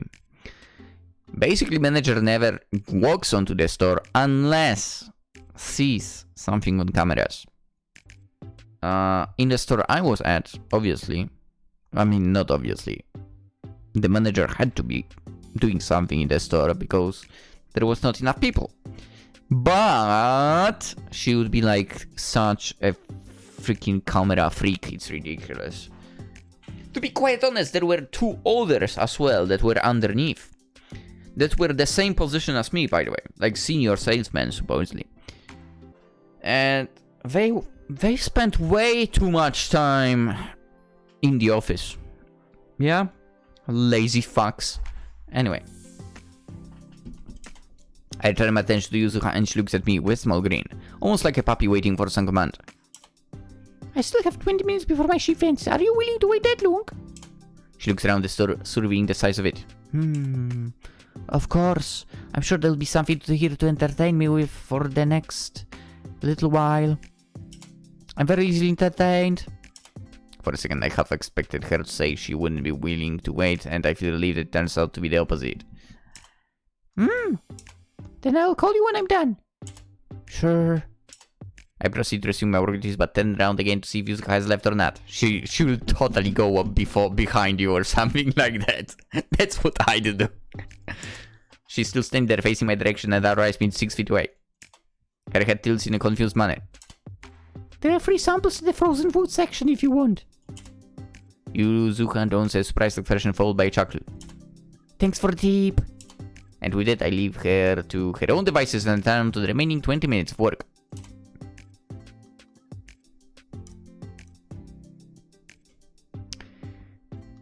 After my shift, I look around the area that Yuzuka said she's at, and doesn't take long to spot who I'm looking for among a crowd looking over the bento section. She sticks out like a sore thumb, not just because of her height, but also because of her light hair color that contrasts with dark-haired muscles in business attire looking to snatch the end of the day discounted bentos. I mean, not like your own dog, your hair is also super light, but... She too seems really focused on the bentos, hand on her chin in a thinking pose. I squeeze through the crowd and poke Yuzuka to get her attention, causing her to flinch in reaction. Her head turns towards me and she sends a warm smile in my direction. Hey, why are you staring so intently at the bentos? Reconsidering your choice? No, I was just trying to guess which was the one you'd like. I look at the selection, it dwindles from the last time I saw it. Only a few of the popular ones are left, and I'm sure the rest will have only a few remaining as well by the end of the whole hour. You know why it would be cool, in a way cool, to be in Japan for something like that? At least for me, for example.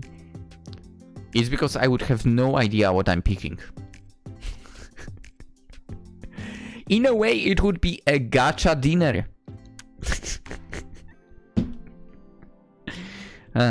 Anyway. My favorite karage bento catches my eye and my hand immediately darts it to show it off to Yuzuka.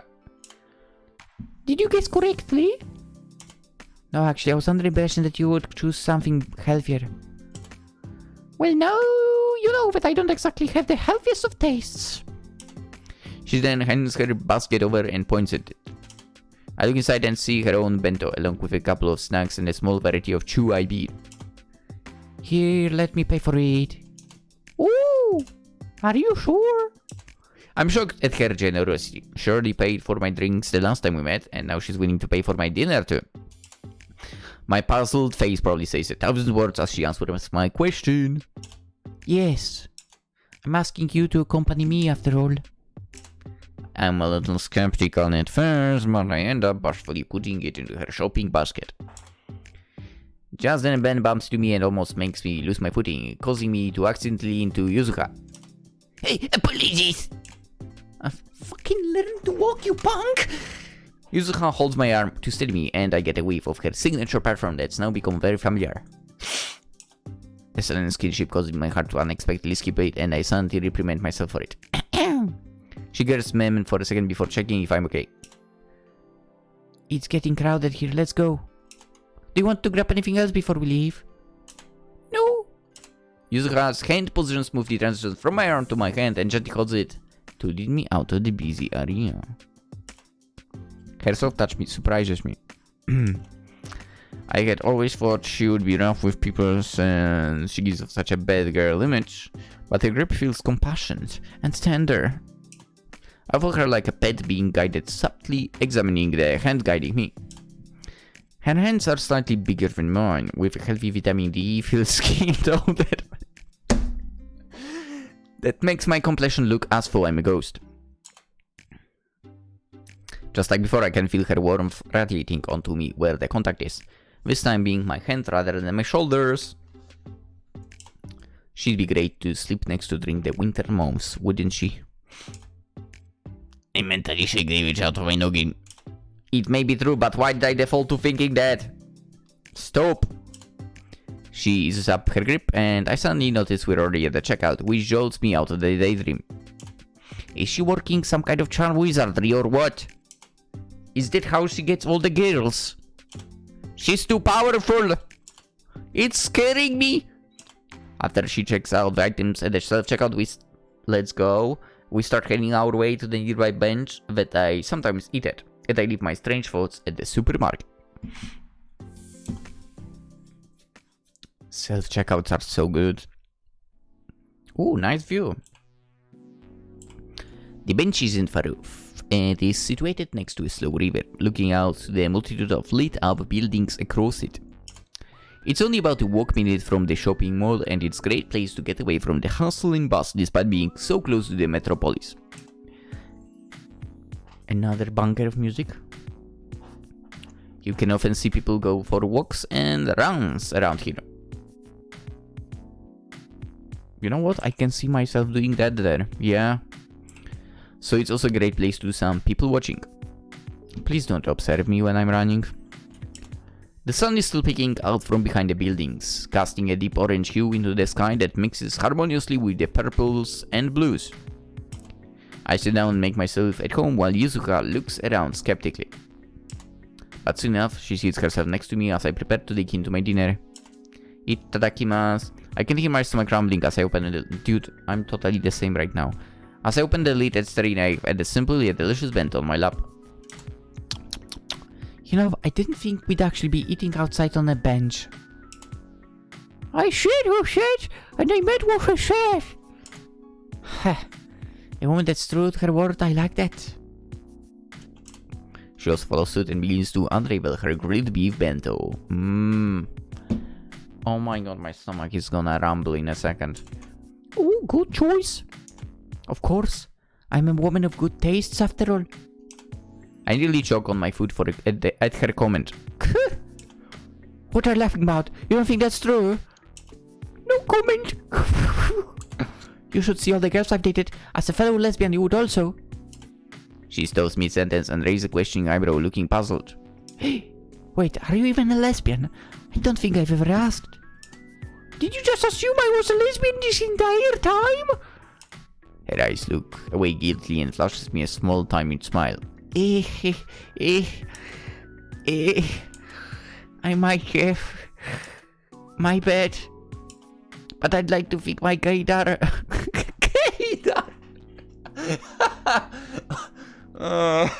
It's pretty strong. Wow. However, do correct me if I'm wrong. I didn't mean to assume anything. No, the thing about it, I don't think I said anything about my sexuality. I just kind of went with the flow whenever she made moves and dodged them. I usually keep my sexuality under wraps, since there is never much of a chance to even bring it up to anyone aside from dates or close friends, but since she's also a lesbian, I feel safe now to unveil the secret. Yeah, you assumed right. I'm lesbian, yeah.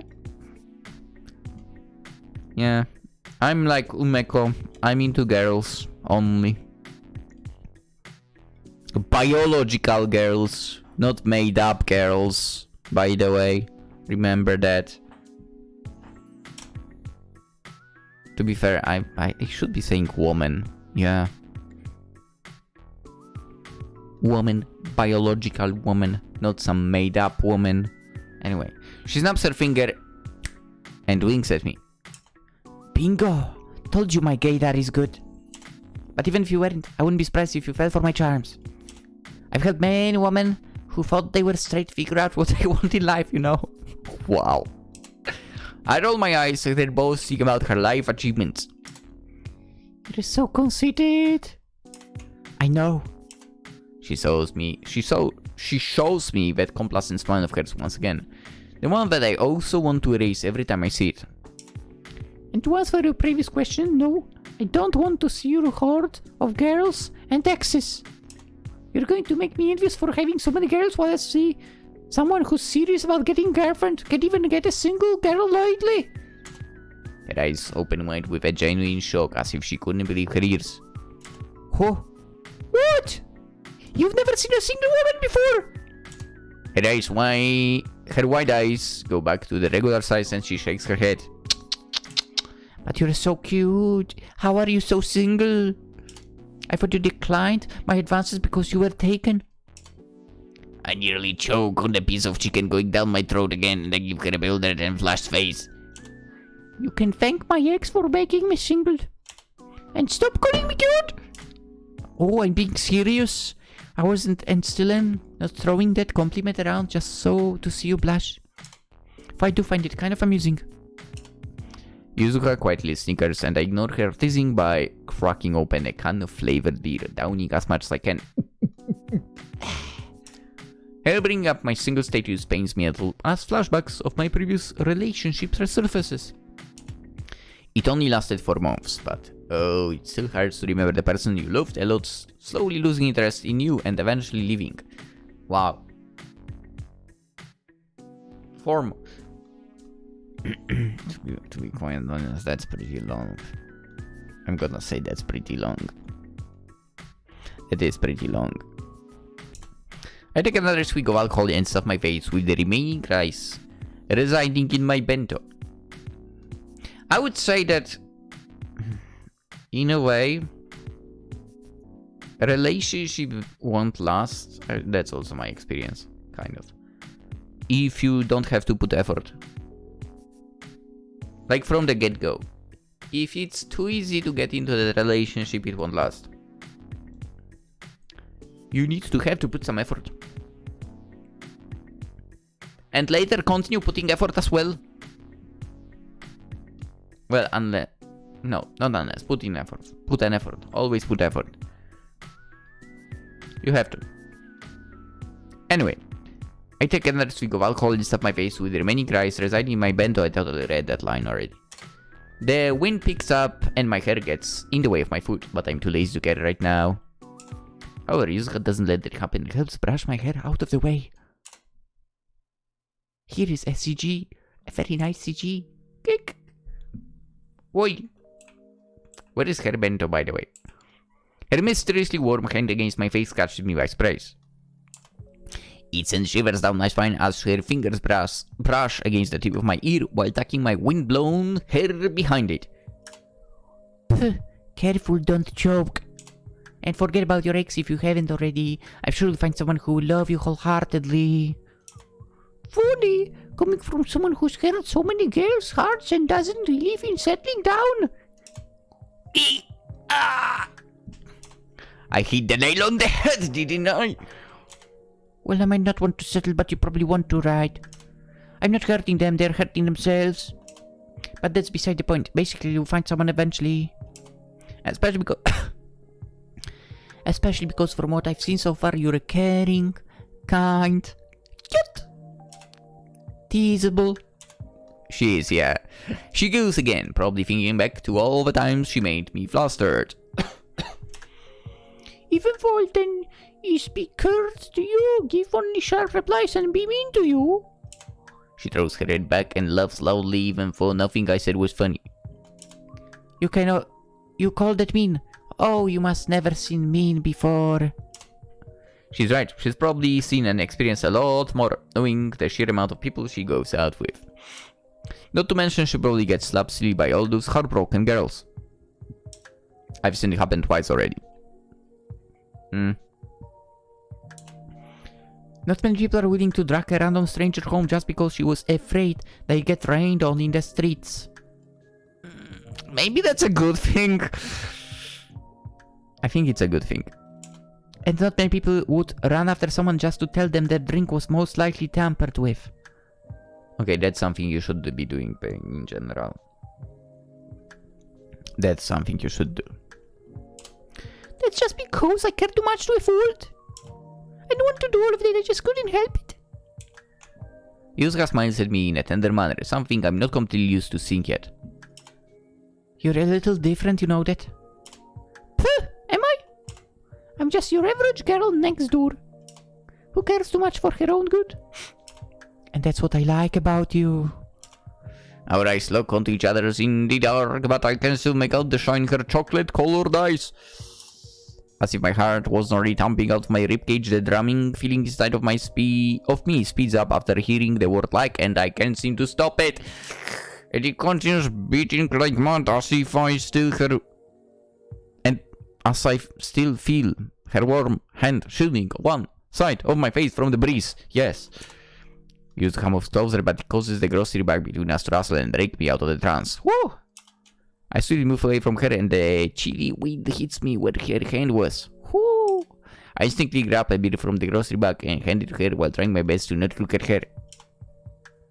Phew!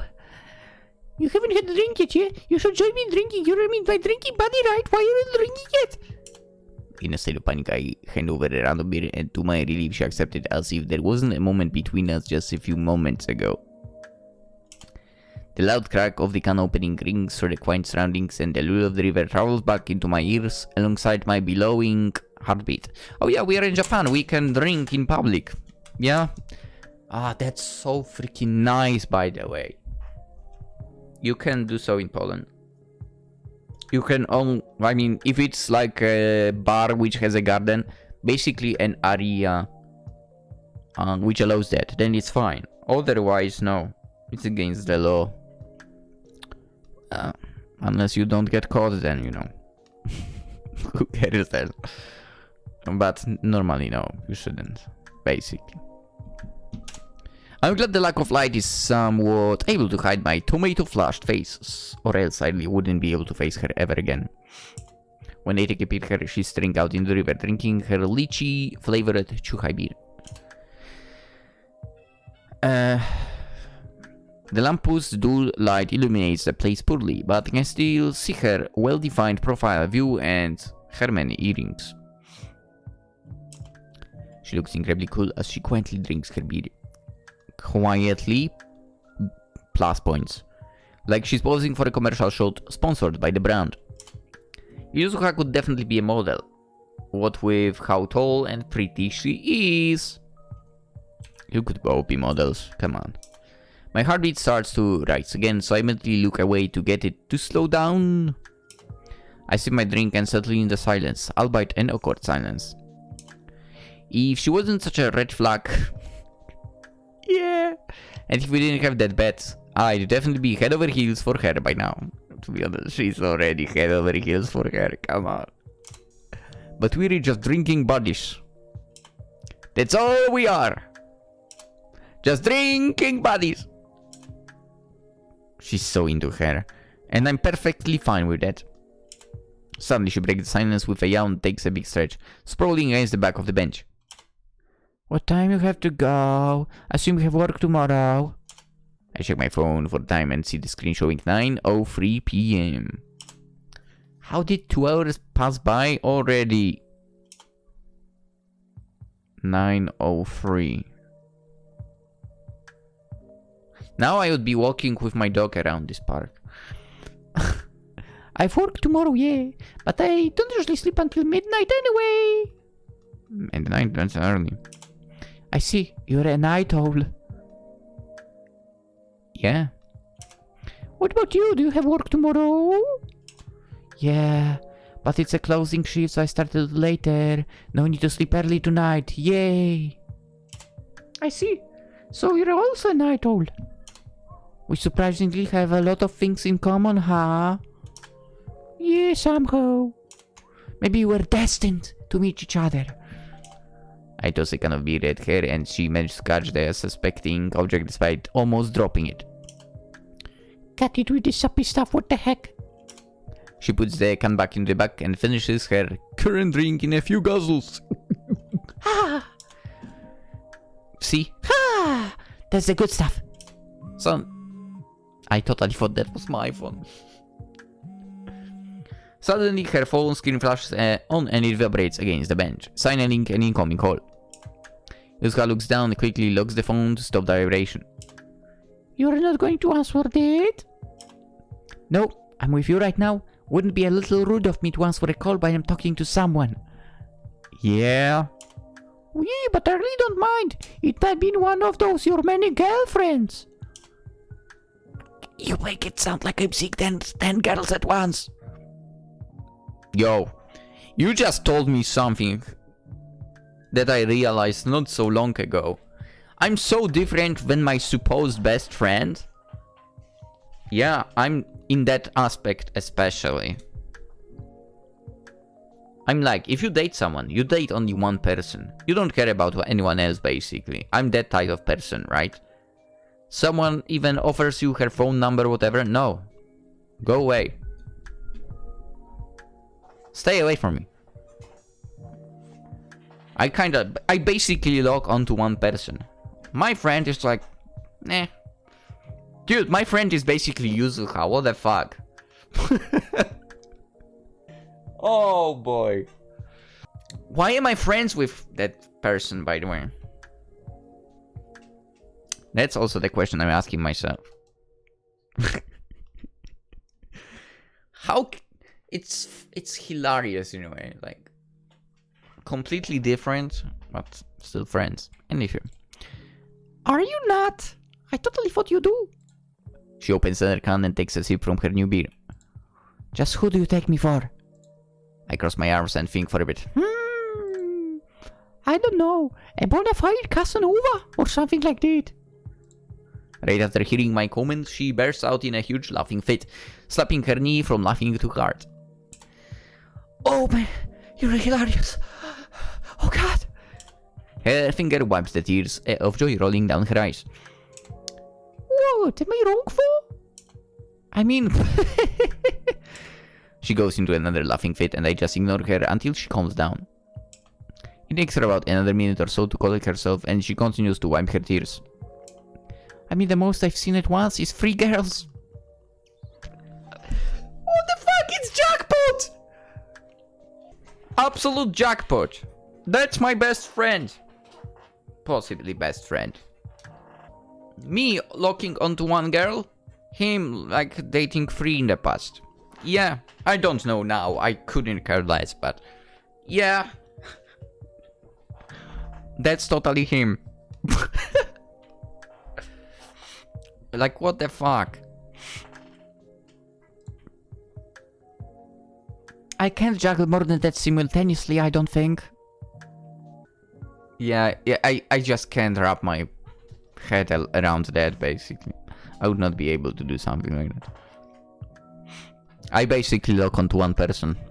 No other option. 3 girls is still a lot, honestly. Yeah, not doing it again. I did that just stuck with 2 max at once. That's still too much. I mean, too many.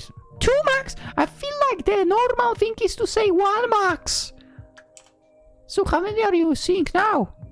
Oh? Oh, why do you want to know? Why can't I know? I'm just curious. There is literally no other reason. She holds in her laughter and successfully suppresses it without making a snarky remark. Nah, just that 1 girl that I called. I mean, that called me, whatever. I look down at her phone, suspecting that her lady friend is going to call again. You should probably call her back or something. She might be worrying. She can wait. I'll call when I get home. I look at my phone again and see that another 15 minutes has passed by. Why did time abruptly get faster? Speaking of home, I think it's time to go.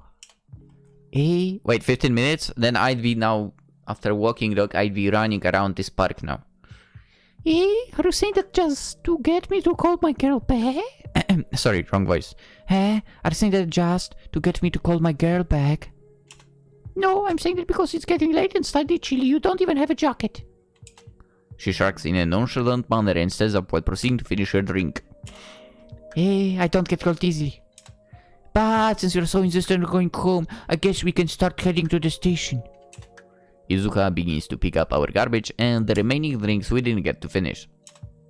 I help her tidy the bench sheepishly and suddenly start feeling bad for ending the party. Gee, you're making me sound like a party pooper. Yeah, I'm trying to make you feel bad. I give her a constant frown to show that her ploy is working very well. Stop looking so sad, I'm joking. She rubs my hair lightly and shoots me her signature smirk, reassuring me. My frown turns into a peeved expression from her messing up my hair, and I go to put the stray strands back in their places. Alright, Grandma, let's get you home and to bed. Her long strides start without waiting for me, making me lag behind with my tiny steps. I mean, it's not like that she's that much taller. But, whatever. Well, this is where we part ways, I guess. I stop and look at the diverging paths leading to our different train platforms. Yeah, thanks again for the meal today. Don't worry about it, it was only 500 yen.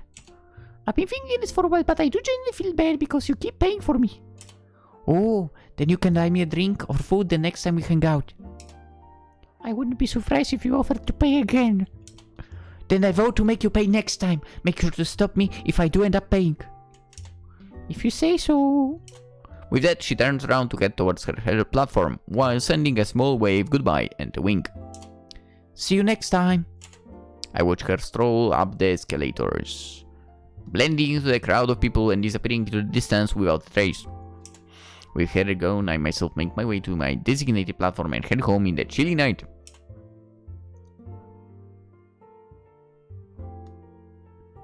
As I step into my apartment, I dart for my bed and faceplant on my pillow, letting the fatigue from the busy day sink in. I should really go shower and change out my clothes before I fall asleep, but the pillow is just too comfy! I totally know that feeling. Yeah, I totally know that feeling. I did that quite a few times. So tired from work. You just drop into bed and sleep. For 2 hours. Then you wake up and take a shower and go back to sleep again. That's how it works for me. In just a few minutes... that was loud.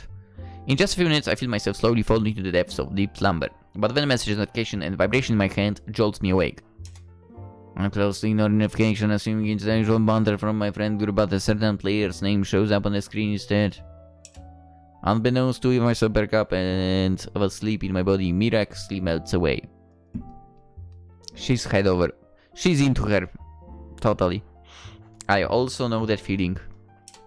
I roll my body on my back into a more comfortable position and hold my phone over my face to start replying to her. Strong.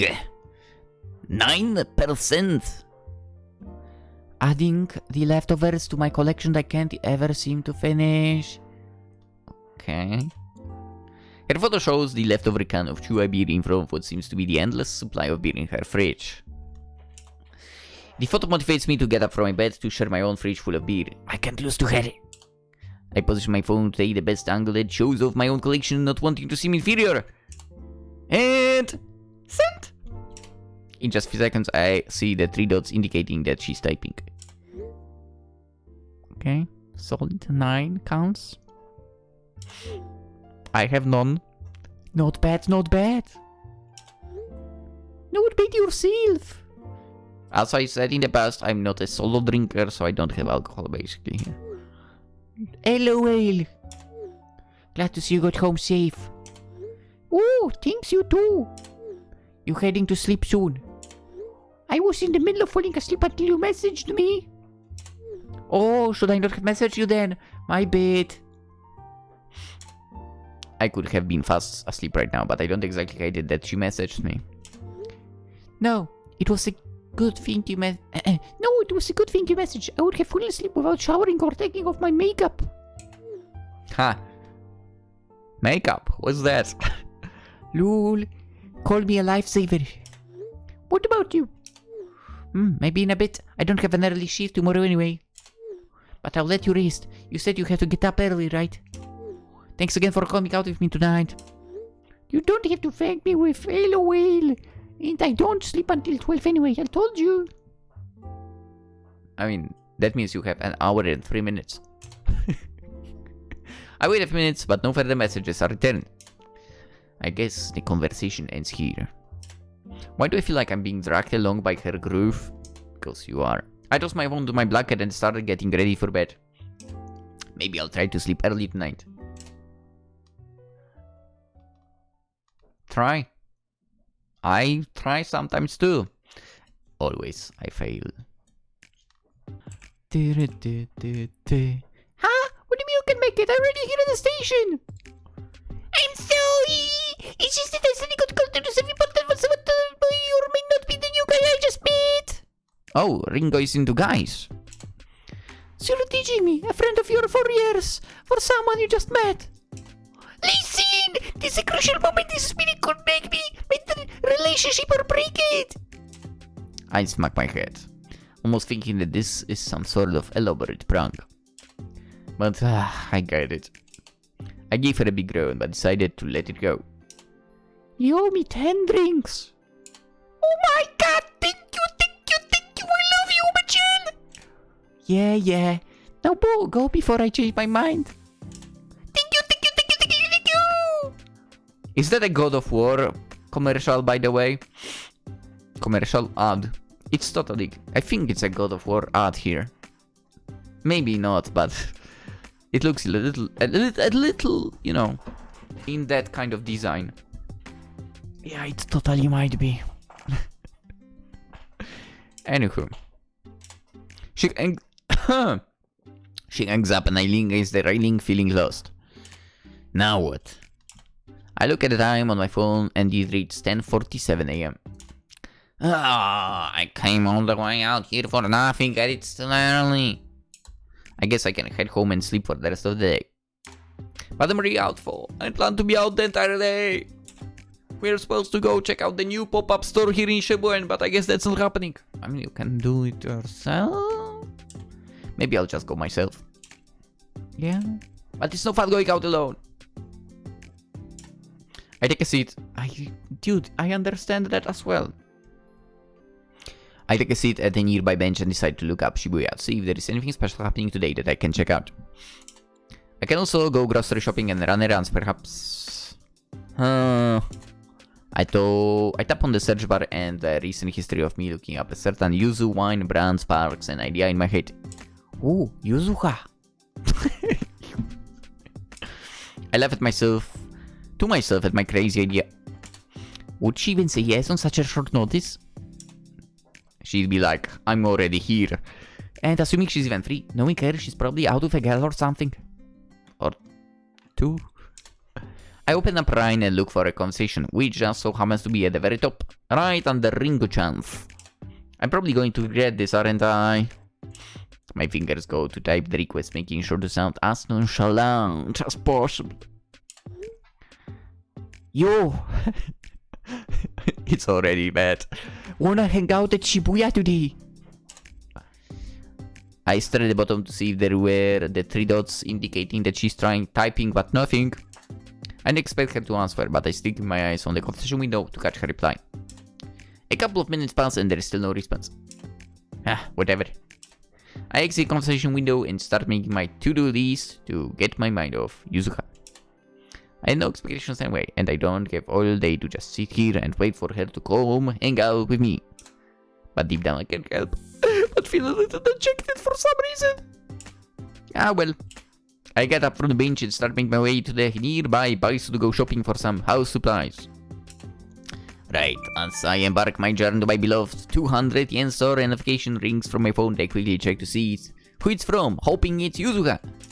Even if I try to lower my hopes in case that it's Ringo-chan calling again, I feel my heart light up a little when I see Yuzuha's name next to the Rhine logo. Woohoo! The app opens up to a conversation and I almost drop my phone when I see what was sent. Give me a bit, I'm changing. I'll be there in 20 minutes, is that okay? Meet you at the station over here. Yeah! What the heck? Let's go!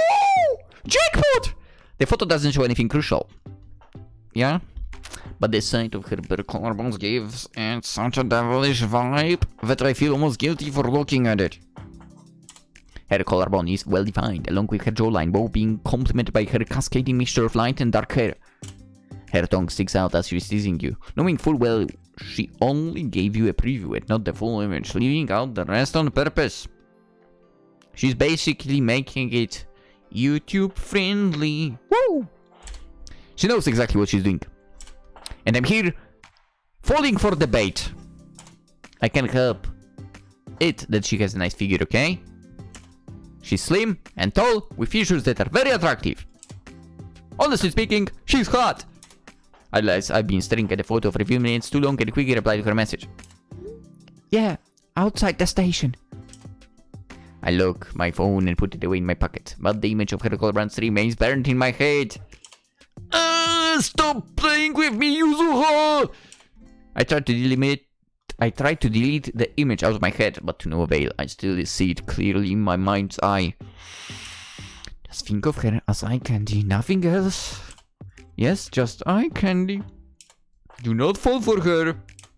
To get my mind off her, I start looking around at nearby stores and window shop. It will kill sometime before she gets here anyway.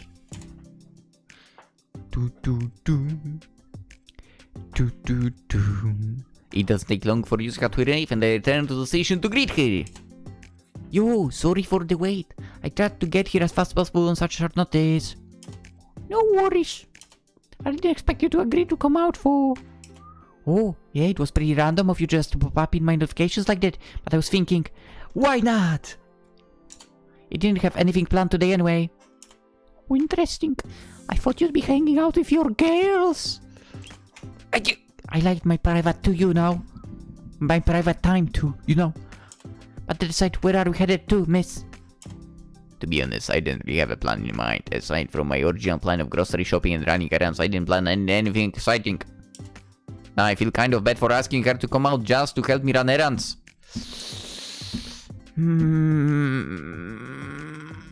I was planning on going to buy some house supplies, but other than that, nothing much planned. Okay, let's start heading out then. Baiso. Is Baiso a thing? As we trek our way to the well-known 200 yen dollar store, Yuzuha starts to interrogate me to get rid of the silence between us. Baiso. Nippon. There was Baisao, who was a Buddhist. There is Baiso Buddhist temple. Oh!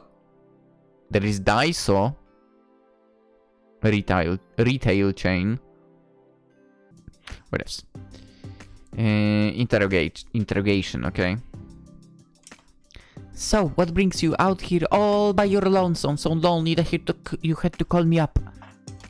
Well, I was supposed to go check out a pop-up store with a friend, but she ended up cancelling at the last minute. Oh, so I'm a rebound. No, well, okay, a little. But I made my way here, so I didn't want to go straight home. I was planning on just running errands, but I took a shot in the dark and invited you out. She tilts her head down and looks at me innocently with a big grin on her face. Oh, I'm at least honored that you thought of me. Don't be, honestly. Like I said, I don't have anything special planned. So if you have anything you'd like to see, feel free to pitch something. Oh, we can just go run errands. I don't mind. Oh, are you sure? Yeah, of course, why not? I don't know. I dragged you all the way out here just to run errands. That doesn't sound fun at all. She shrugs indifferently and tilts her head while looking at me with big round brown eyes. It sounds fun to me. I mean, as long as you don't mind. Her hands put me on the head comfort. Her hands? Why did I say put? I can't read today. I'll still put the blame on the music, which is too good. And it distracts me. In a good kind of way. Anyway, her hands pat me on the head comfortingly, consoling me and my worries. What about you? Don't you have better things to do than to follow me around? She looks to the side in a guilty manner and rubs the back of her neck. I think she's... I'll be honest, I think she's not dating anyone now. I think she's also falling. Yeah. My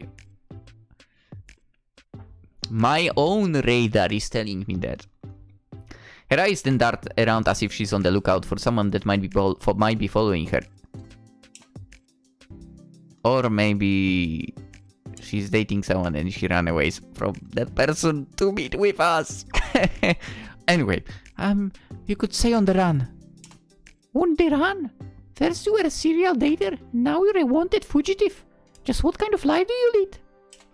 Her smile turns into an uncomfortable grimace and produces a wincing expression. I told someone that I was supposed to be stuck at home dealing with a leaking pipe at home today, so... Is it one of your girlies? Yeah, but I thought we should stop seeing each other and she didn't take it too well. Oh. I facepalm and shake my head in disappointment, but also what's new? Shouldn't you be out here then? You should probably go home. I'm not doing anything special today anyway. I'd rather not awkwardly stand there and witness you get slapped again for the 100th time. Who? Are you worrying about me? I'm worrying about myself and my sanity. I should be fine. It's okay if I get slapped. I'm used to it. Don't get used to something like that. What the hell? I give a distressed sigh, hoping it would show my endless discontentment at her. Don't you think that sounds really not normal? I'm gay. I'm not normal in the first place. I mean, in a way, you've got to acknowledge her being aware of that, I would say. I don't know if I can say that in a not offensive way. I don't see a problem with girls being into girls, obviously. Even you might think it's not natural, but whatever, really. I'm basically fine with that. Why wouldn't I be? Especially such a cuties. They are made for each other. Come on. Anyway, her arms then snake around my shoulders and pull me close with an evil grin. Hey. I stood up from the sudden skin. She would keep a poker face while trying to predict the next move. And it's okay. I have you to help me get out of such a situation should it happen, right? So you want me to be your windshield and take the hit for you? Don't say like that. You can be my pretend girlfriend to drive her away. Or something like that.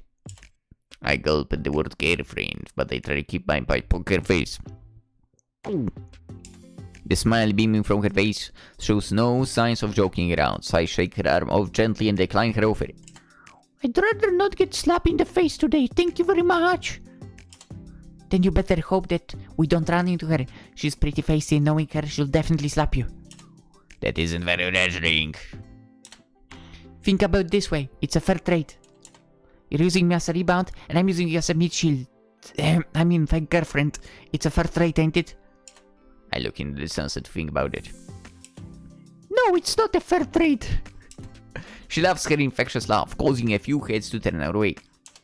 You should stop choosing to play with clinky girls. I don't only go out with clinky girls. There have been plenty of others that know the boundaries and are also here to have fun. There are just some that get the lines blurred a little. Blurred a lot. But I can't help it. They're cute. How can I say no to such a cute girl? Normally, you say no.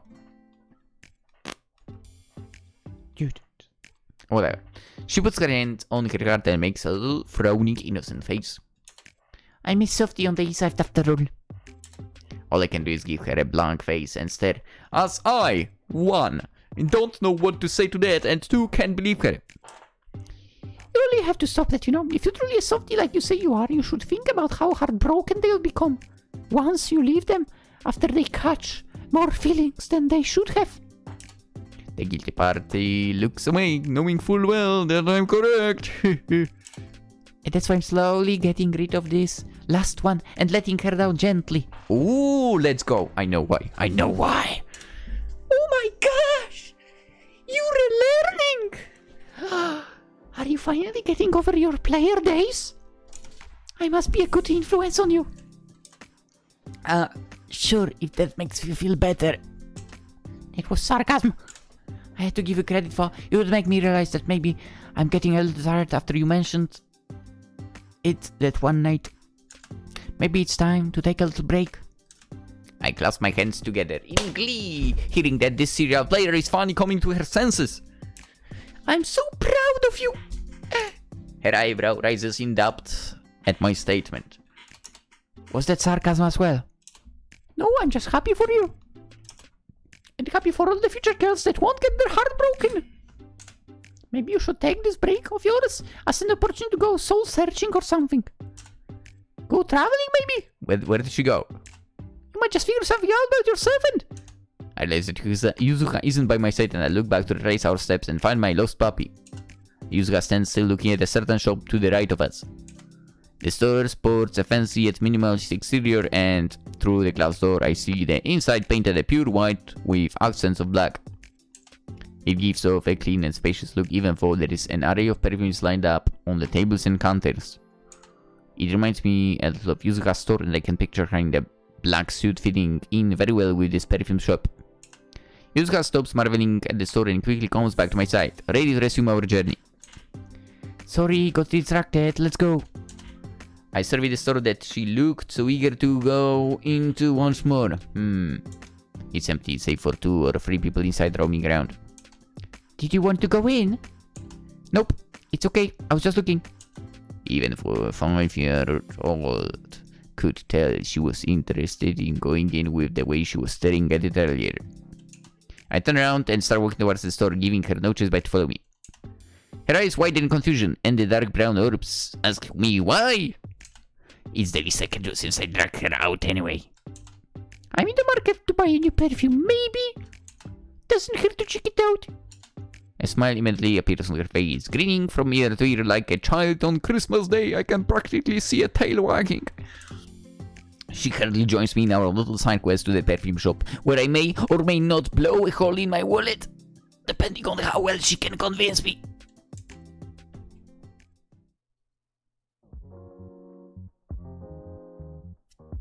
Good, those shops look the same, every single one of them.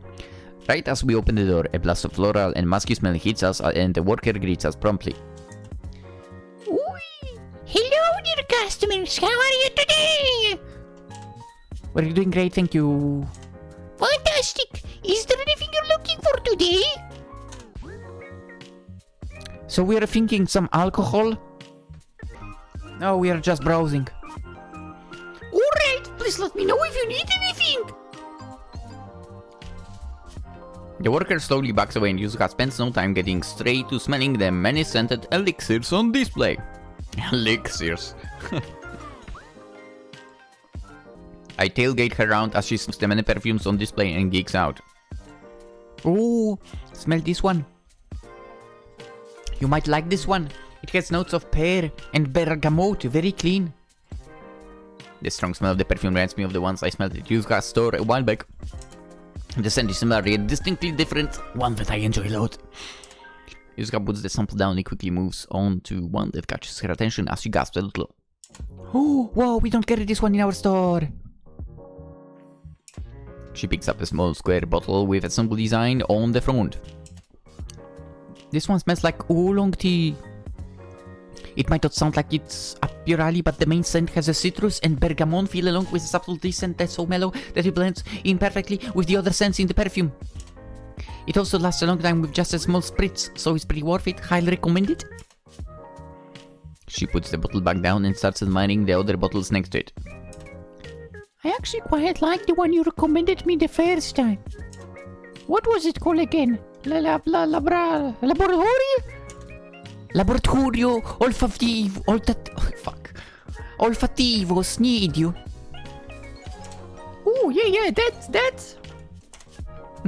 Interesting. I'll keep that in mind.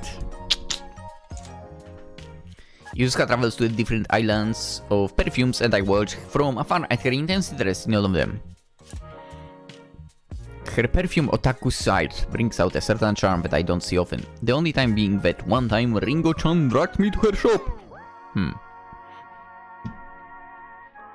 Interesting thing to say. I don't think I know anyone who would be into perfumes like that. Her immense knowledge about perfumes and accurate recommendations show that she has more than just looks. Just like her professional side that I saw, it makes her seem much sexier than she already is. You just can't help but fall for her. Oi! Oi, that's a dangerous thought you just had. Oh no! Hi! My inner thoughts get interrupted quickly by Yusuka sending another perfume sample my way. Although this one has a citrus scent, it has more of a top note of tea such as black tea and chamomile. Could be something different for you, but similar, still familiar. I leave my little world and see Yusuka holding out a little sample of the perfume, smiling brightly. I smell the perfume over and make a mental notes on where it ranks compared to all the new ones I've been smelling the past 10 minutes. I would not remember. Not that it matters since the price points for all of them are way past my budget. Honestly, I don't remember the last time I bought perfumes. I feel like it's basically it's a gift from every time. Because nobody would know what to buy me. Yeah. And if I want to buy something, I will do it myself. So yeah, kind of perfume is one thing.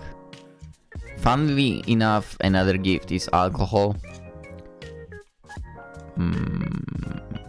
Yeah. Welcome to Poland, I guess. So I have like a drawer full of basically perfumes that I cannot get through. Damn it. Anywho.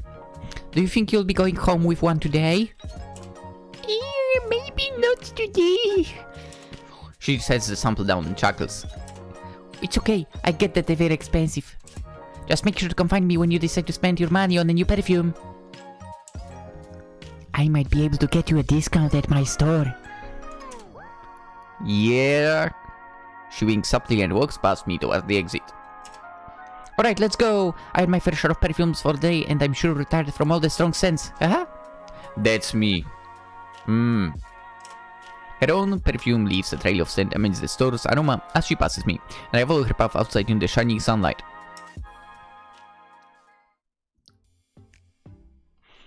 Yuzuha does a big stretch and looks at me, waiting for me to carry on with directions after the detour just now. But just what came over me suddenly inside the shop. It's as if I was under a spell and I was being controlled by Cupid. I feel like every time I look at Yuzuha's carefree self, my mind is all over the place. Hello, knock knock, here to Umeko. Her hands wave in my face as if the remaining magic of the perfume shop wore off. My moody mind clears up and I feel more like myself again. I blink away from my trance and start continuing our trek to Baiso. Are you okay? Oh ho ho, did all the scents get to you? I did make you smell a lot.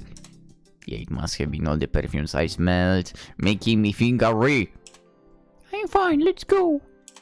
I shelve the weird thoughts and try to continue the rest of the journey as normal as I can. Welcome to Baiso. The store welcomes us with a horde of cheap household items laid out neatly in their respective sections. Yuzuha looks around the store and soaks up the immense amount of products offered at the store. Oh, I haven't been to Baiso in a hot minute. Hey, really? Baiso's my favorite place. There is so much cute and cheap stuff, it literally has everything. Don't you need to buy household items? Not really. My place is pretty bare. And why go out when there is online shopping? That's me. Touché. I open my phone to check for my to-buy checklist. Okay, first I have to go find... Where did she go? Go find some small containers. And then I'm going to need some new pens. Oh, and then some new disposable masks and... Mom, you're under arrest for being too cute. She slipped my wrist through a toy handcuff and points a plastic gun at me while sporting a police cap that's a little too small for her. that's actually absolutely good. Love it. I look at her bewildered, but I can't help but let out a laugh seeing her little get-up. What are you doing, you idiot? Her face straight and serious, but it soon bursts out of the facade into a small giggle. I told you. Arresting you for being too cute. Puh, shut up. Weeong. I shake the shackles off me and start to make my way to the stationery section to start my shopping quest. Oi! Oi! You're opposing an officer right now. Come back right this instant. Yuzuha turns the props and continues tagging along with me on my errand journey. We spend the next 30 minutes checking things off my checklist, with Yuzuha occasionally sidetracking me. I tried to shop as fast as possible, but it ended up taking longer than expected due to all the distracting products around every corner. Love it. I would love to visit one of those stores in Japan as well. They seem super fun. When we finally make our way to the checkout area after about 40 minutes, Yuzuha drags my attention off track once again.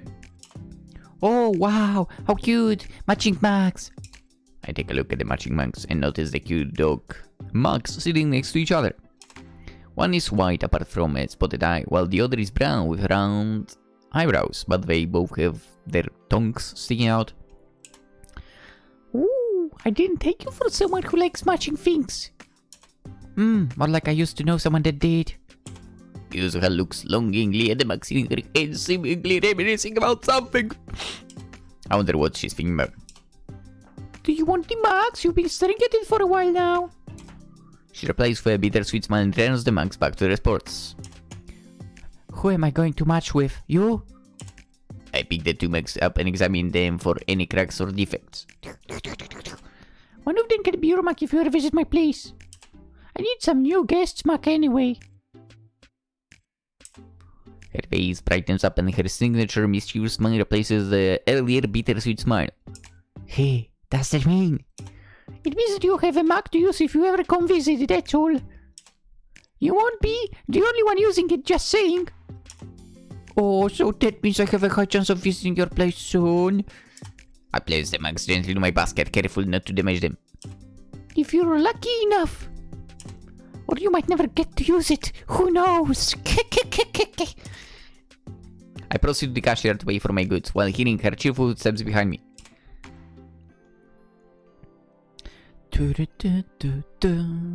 The temperature slowly climbs as the day progresses and the autumn sun graciously shares its last warmth before the cold will start setting in. Its presence overhead signals it's noon and my stomach significantly grumbles. Thanks, game. Are you trying to make me hungry again? I might have snacked, but it was barely anything.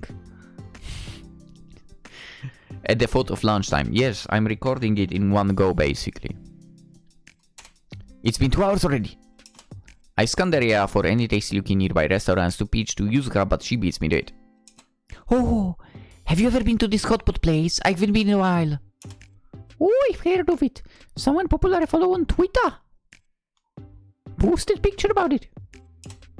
Wanna try it? It's kind of pricey for...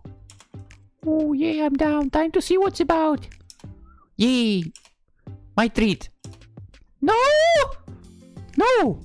You already keep buying me meals. You need to stop. And told me to stop you from offering to pay. Hey, but my love language is gift giving. I don't care. Boo! She looks down at her phone for directions to this popular hot pot restaurant. Anyway, it should be around here somewhere. Let's just start walking and I'll Google the exact destination. Our feet get back to work and walk in the warm autumn air, which, to be honest, is getting a little hot with my turtleneck. I swear the temperature was supposed to be chilly today. Girl, clearly you looking at the weather forecast is not a good idea. It's the second time.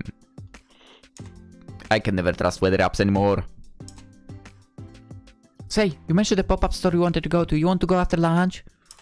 The thought of my original plan with Ringo-chan resurfaces.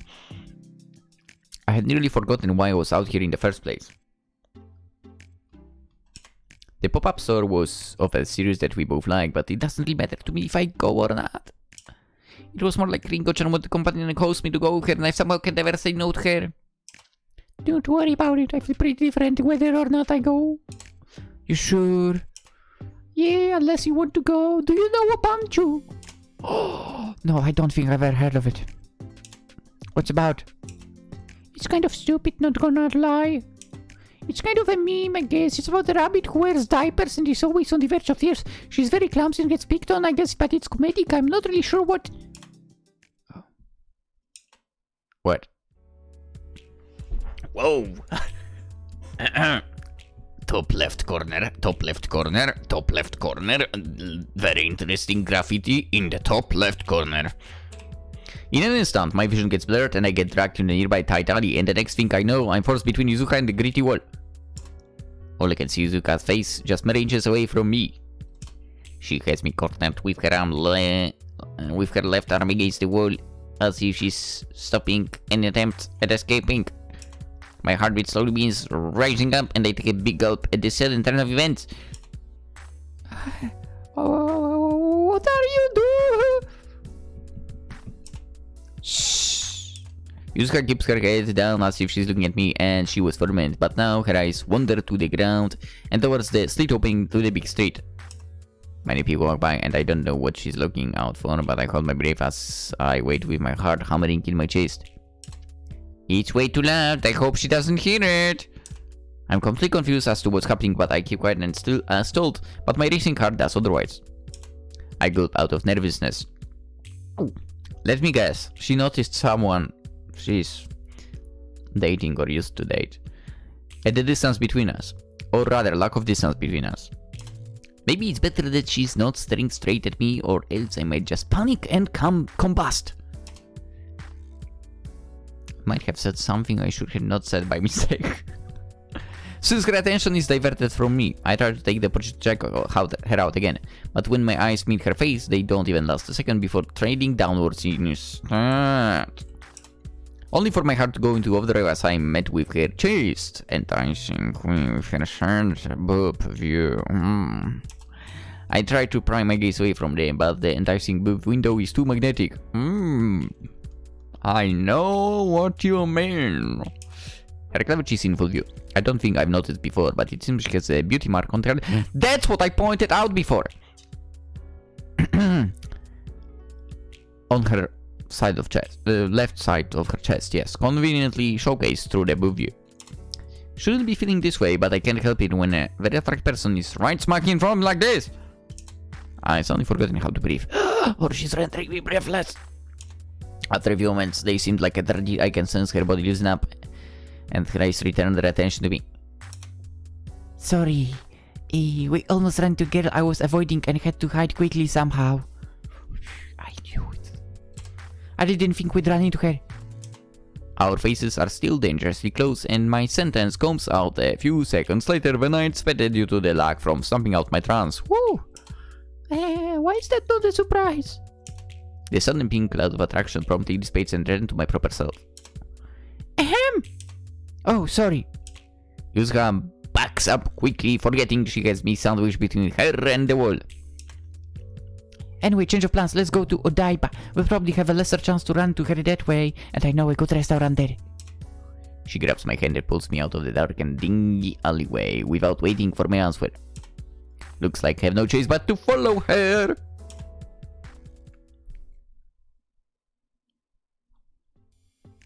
Also look at it the other way. You did not become a meat shield. After long and stiff 1-hour train ride, we reached the city by the water. The scenery at the new destination is much different than the view from before. The beautiful blue of the surrounding body of water shimmers in the sunlight and gives an illusion that we're in a different country altogether. Crowds of tourists roam around with handfuls of shopping bags, making their way to their next tourist trap. I don't come here often cause it's so far out and I don't really have a reason to, but coming here again reminds me of just how stunning this place is. I should definitely come and explore some more if I ever have time. It's a big tourist attraction, but it doesn't hurt to be a tourist in my own city from time to time, right? I mean, if you have something to check out, yeah. The cafe that Yuzga recommended is just a few minutes walk from the station and we get there in no time. I find myself walking a bit faster than usual, instinctively keeping pace with her as if it has become a natural habit. Right as we enter, we're greeted by a server and quickly get seated in the quaint little cafe. The cafe is packed with many young adults, all chatting and munching away. Apparently we arrived just in time because a line starts to form outside the cafe before we've ordered. The server comes over and hands over the menu while explaining the lunch special. The menu is short and simple, but everything on it sounds delicious, despite not having any photos to accompany the scrumptious descriptions. I would like to have photos. Also, it has to be printed out. I'm not scanning a code. What catches my eye more for is the list of specialty cocktails that this cafe offers. Oh wow, they have some sort of blackberry yuzu cocktail. I kind of want to try it, sounds refreshing. Drinking already? There is nothing wrong with some day drinking. And besides, they have some interesting ones here. You're right. Yuzuha copies me and peruses the drink menu with interest. After we make our decisions, the server promptly arrives and takes our orders, and we sit idly while waiting for our meals. So, when did you become an alcoholic? I don't quite recall, but I just remember drinking with coworkers often after work, and I guess it just stuck around. I jokingly say I'm an alcoholic, but I don't think it's to that level yet. Phew, I guess I do resort to drinking whenever I'm sad or stressed, or even just for no reason. It's kind of healing, don't you think? You know how I feel, right? Right! I know exactly how you feel. Exactly! And there I was a heavy wave when I would drink with my friends, but they always got drunk when I could never get to that point no matter how much drunk! I want to experience being drunk too. She looks at me judgmentally with a raised eyebrow. I don't think that's something you want to try. It looks so fun, Foo! definitely not when you're vomiting and being a nuisance to everyone by yelling at random people and stumbling around like a baby learning how to walk. Yeah. And it's especially not fun when you actually have someone like that by your side. The memories of the hard work I endured to help my friends get home while inebriated surface and I think about my answer some more. No, not exactly what I want to try experiencing once. Wait, stop. No, that's exactly what I want to try experiencing once. Okay. If you're that drunk, you probably won't even remember doing all that anyway. Ooh, true. I know, just something I'd like to experience since I haven't. You're weird. Yeah, I'm not. It's just a food. Okay, whatever you say. You. I get interrupted by the server arriving without food, and all thoughts of scolding Yuzuka disappear as my brain rewires to think with my stomach instead. The smell emanating from the food easily makes me salivate, impatient to get a bite. As soon as the dishes were set down, I begin digging in, not bothering to wait for Yuzuka. Itadakimasu! Ah, the blissful feeling of taking the first bite. The spaghetti coated in creamy sauce smells so well, and each bite is like somebody playing in my mouth. I'm hungry. I take a sip of the unsweetened blackberry yuzu cocktail, and the refreshing taste completes the meal perfectly. The strong taste of the yuzu and blackberry syrup overpowers the alcohol, but I'm not complaining. How's the food? I was so occupied with being in heaven I forgot about Yuzuka sitting across from me. Amazing! I wish I'd known about this place earlier. I need to come back another day. Oh, then feel free to invite me if you ever do. This is one of my favorite places to eat at. The alcohol they serve here is definitely a plus. Oh, you got that right. She takes a sip from her own drink that's orange and reddish, garnished with an orange slice. Yuzuka must have noticed I was staring as she slides her drink over to me. Want to try? I cheekily get a hold of her cup and bring the blood orange cold drink to my lips. That's definitely supposed to be a thought. Heh, if you insist. Her drink hits differently as its taste is more tart and sweet compared to mine, with a mix of pineapple and perhaps some sort of sweet syrup. Similar to mine, the alcohol aftertaste doesn't linger much, but it's just as delicious. Oi, don't drink it all. Don't worry, I'm not that greedy. Your big sips say otherwise. They were tiny sips. I slide the drink back to its respective owner. With some alcohol in my system, I resume our topic from before we got interrupted. So what about you? When you find out you could handle alcohol better than others? When I try to drink to forget. I almost choke on my food after hearing her unexpectedly straightforward answer. That was a much more pitiful answer than I predicted. No wish I did ask at all. Yuzuka chuckles instead of wearing a sad expression contrasting her sad answer. Kind of stupid because I didn't work at all, of course. It was my first time drinking so much and I only ended up getting slightly drunk after who knows how many drinks. It wasn't enough to get me to forget. Sorry to hear that. Don't be. It's all in the past. Don't worry about it. It's hard not to feel sorry for whatever Yuzuka went through, especially knowing that a past relationship was what caused her serial dating tendencies. I'm so curious for just what happened. And just how bad was it for her to turn out like this? I ponder the possibilities, but Yuzuka doesn't allow me to continue pitying her when she steals a piece of chicken from my plate. Delicious. What the hell? That's what you get for being in your own world for too long. We spend the next hour or so finishing our meal and talking about random stuff. Then leave quick to make room for the queue of people outside the cafe. Yuzuka tries to pay for the bill again, but I find tooth and nail to split the bill. No way I'm being indebted to her again. Nice.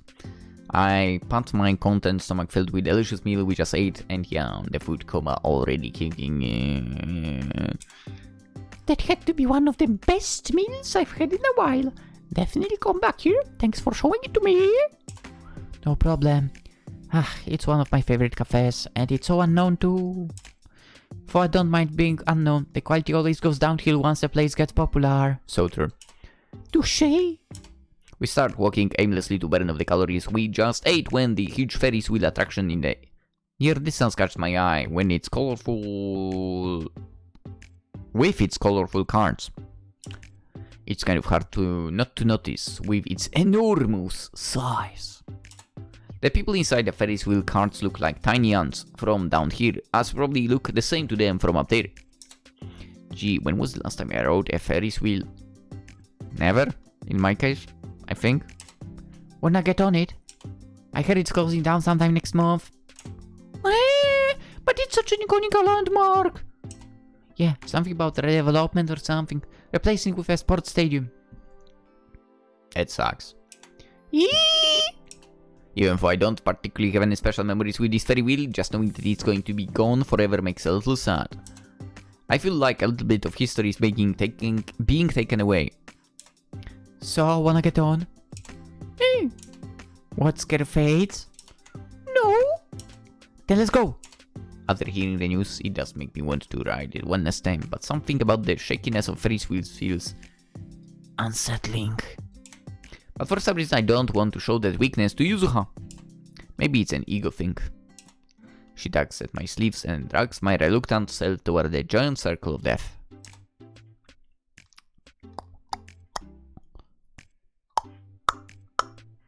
Right as we get on, the cart starts to shake a little and my hand stands into fist against the seat from nervousness. But the cart slowly moves up and soon begins to steady, allowing me to relax a little. To distract myself from the irrational fear of mine, I begin to look out the window and take in the scenery, already breathtaking even though we're still near ground level. As it slowly edges higher, the amazing view of the concrete jungle below becomes clearer and the fear slowly erases from my mind. The many cars driving on the big bridge look like little bugs crawling on a log. The sunny weather gives the view a great touch as it adds to a happier atmosphere, making it a great day to ride the Ferris wheel. Just about to forget I'm even one. The rocking starts up again. I see Yuzuha moving around haphazardly, purposely shaking the cart. Yuzuha! She laughs maniacally and stops the rocking, but the residual rocking doesn't stop for another 10 seconds. I'm gonna kill you! Dying by the hands of a girl. I wouldn't mind. Then you should have gotten slapped by that girl earlier. I don't mind getting slapped, but like I said earlier, she might end up slapping you instead because her overreactive brain jumps to conclusions. I was protecting you. Woohoo! Right! I look out onto the vast metropolis again to ignore the perpetrator. We're now even higher, yet we're still nowhere near the top. The calming scenery helps with the anxiety, and as soon as my body loosens up, the cart shakes once more, throwing me back into the pit of anxiety. This time it's caused by Yuzuha darting towards my side of the cart to see whatever it is on my side of the window. Oh, it's a giant Gundam! My fear instincts kick in and I shut my eyes while I grab a hold of Yuzuha's arm, which is now the nearest thing possible to steady myself. Yuzuha! Oh, my bad. She sits down obediently as I continue latching onto her. The atmosphere goes quiet, which helps me regain my composure. Yuzuha speaks up again, but in a harsh voice so as not to scare me. We really didn't have to get on if you're this scared. I'm not scared! It's just the rocking. If I need, just stay still, please. Her hands caress my forearm and comfort me, and she chuckles. Okay, I'll stay still.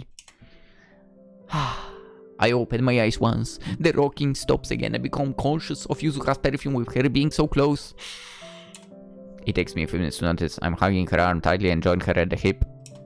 I exhale the breath I was unknowingly holding and relax a little now that the source of the shaking is finally detained. My eyes look up and meet Yuzuha's. She doesn't say anything, just giggles with her velvet voice. What? Nothing. You just seem like a scared puppy when you're usually serious and stern. So I could have different sides of me? It's just that I'm not used to seeing this side, that's all. It's new. Well, I'm glad it's entertaining you somehow. Thank you. It's been a good 5 minutes now, and I'm still holding on to Yuzuha, even though I don't need to anymore. So I guess I can keep her steady in case she rogues the cart again. But it's still rather comforting, and I feel like it'd be more awkward if we just sat next to each other without saying anything. I spend most of the time looking out the window next to me to take in a panoramic view as she does the same. I'm surprised she hasn't told me to let go yet, but knowing her, she probably enjoys having a girl on her arm. Besides, it makes me feel safe. It's been a while since I've been able to do this anyway. It's fine if I bask in this glory for a little bit, right? When we nearly reach the apex of the Ferris wheel, my eyes widen at the side below us. It's spectacular! As I admire it, expecting the rest of the ride to be silent, Yuzuka proves me wrong. So, why are you single? Got an eye on anyone? No one chasing you or anything? Sorry about taking my eyes off the beautiful view outside. It just didn't work out with my ex. They lost interest in it and broke up. That's all there is to it. Oh, sorry about it. I understand how that feels for. It's whatever. Then are you looking right now? I'm on dating apps. Why? But no one really sticks around long enough to warrant something. I even got stood up the night I met you. Oh, that's rude of them. Yeah, well, it is what it is. But you're so cute, and honestly really gorgeous. They're missing out. Not everything is about looks. So, what you're saying is you're boring? I raise a threatening fist and she flinches and shuts her eyes with a cheeky smile. She opens one eye after not receiving the expected hit, and I lower my head as I decide not to choose violence. I let out a somber sigh and slump dejectedly. Maybe I am. A light flick gets inflicted on my temple and I furrow my eyebrow in pain. Ow! I was so nice as to not choose violence, yet here she is repaying me with an attack. Don't say that. You're plenty interesting. Like I've said, you'll find somebody. Just gotta keep looking. All I do is laugh a little in response. Yeah, maybe one day. She's only supportive sometimes. It's a little jarring compared to her own choices in life. I haven't forgotten how she reassured me that I'd find someone back on the night our drinking buddy pact was made. It seems she also has different sides to her as well. Funnily enough, I think that you find someone when you are not looking. Basically, don't over-focus on that one aspect, right? I wonder what other sides she has that yet I haven't seen. We spend the rest of the time together in the Ferris wheel in silence, just quietly taking in the scenery. At first I was afraid the silence would be awkward, but it surprisingly was calming and enjoyable, not awkward at all. It makes you want to stay here for longer in this comforting embrace. But the Ferris wheel eventually returns to the ground level and we untangle from each other to get ready for departure. The time together in the Ferris wheel was apparently only about 15 minutes, but it felt like eons with just the two of us in there. If I can stay for a moment longer, I would. But all good things always come to an end, and we step out of the slow-moving cart and head back to civilization. Can you just go out with each other? Finally. I take a big stretch and shake out any remaining ounce of anxiety from the ride and look at Yuzuka for our next destination. Let's go day drinking! I know a bar close by that. Her phone rings and she nonchalantly presses the red button on the screen and ignores the call. The bar has an interesting list of cocktails. I think you'd like it. It's in the shopping mall, so we can probably... She looks at her phone angrily and back at me. Sorry, I'll just take this call real quick if you don't mind me. I gesture for her to take the call and lean against the railing and say, wait. Oh yeah, the pipe got fixed faster than expected, so I'm currently out running some errands. Oh, we'll go out some other day, okay? You are at my house right now? I look over at Yuzuka and see her eyes darting left and right, biting her lip in annoyance. It's fine, don't have to wait. I don't know how long I'll take.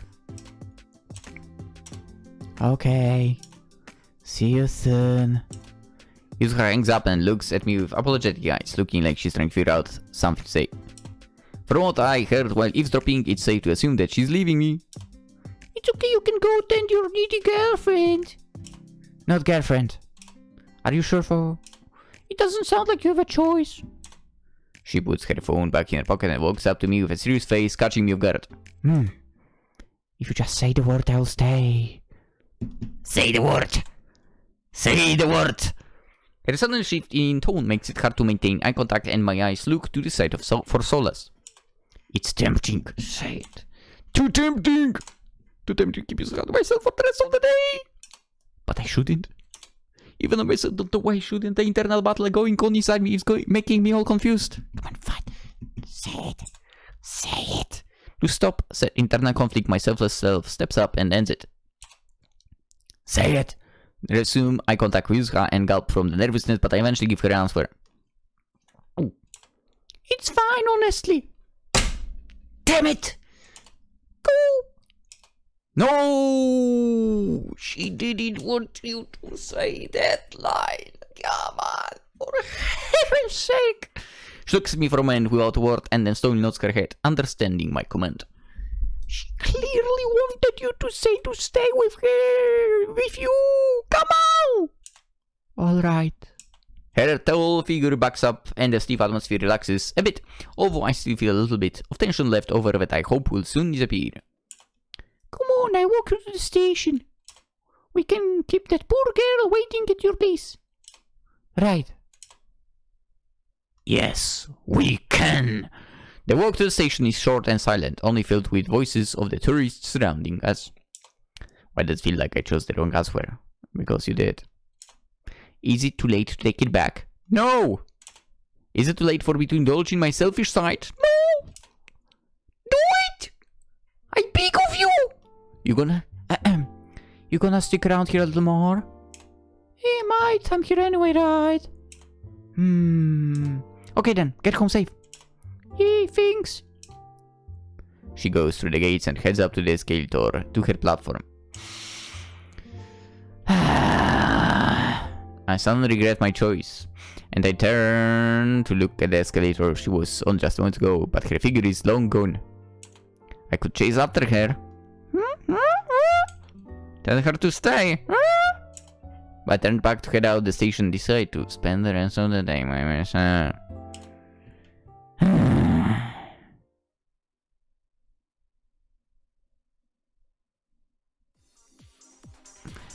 That's not how you win someone, woman!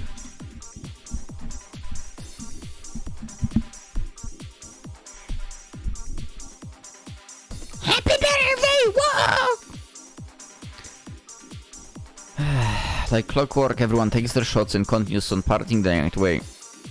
Whose birthday? I, of course, fell suit down in the spicy liquid, which was probably my 20th shot of the night. Who thought it was a good idea to have an open bar with drinks? Well, this might be my last drink of the night. I struggled up due to an intense headache and queasy feeling in my stomach. I pride myself being heavy wave, and I'm never like this, so I wonder why my body is feeling disaffected. Perhaps my age is finally getting to me.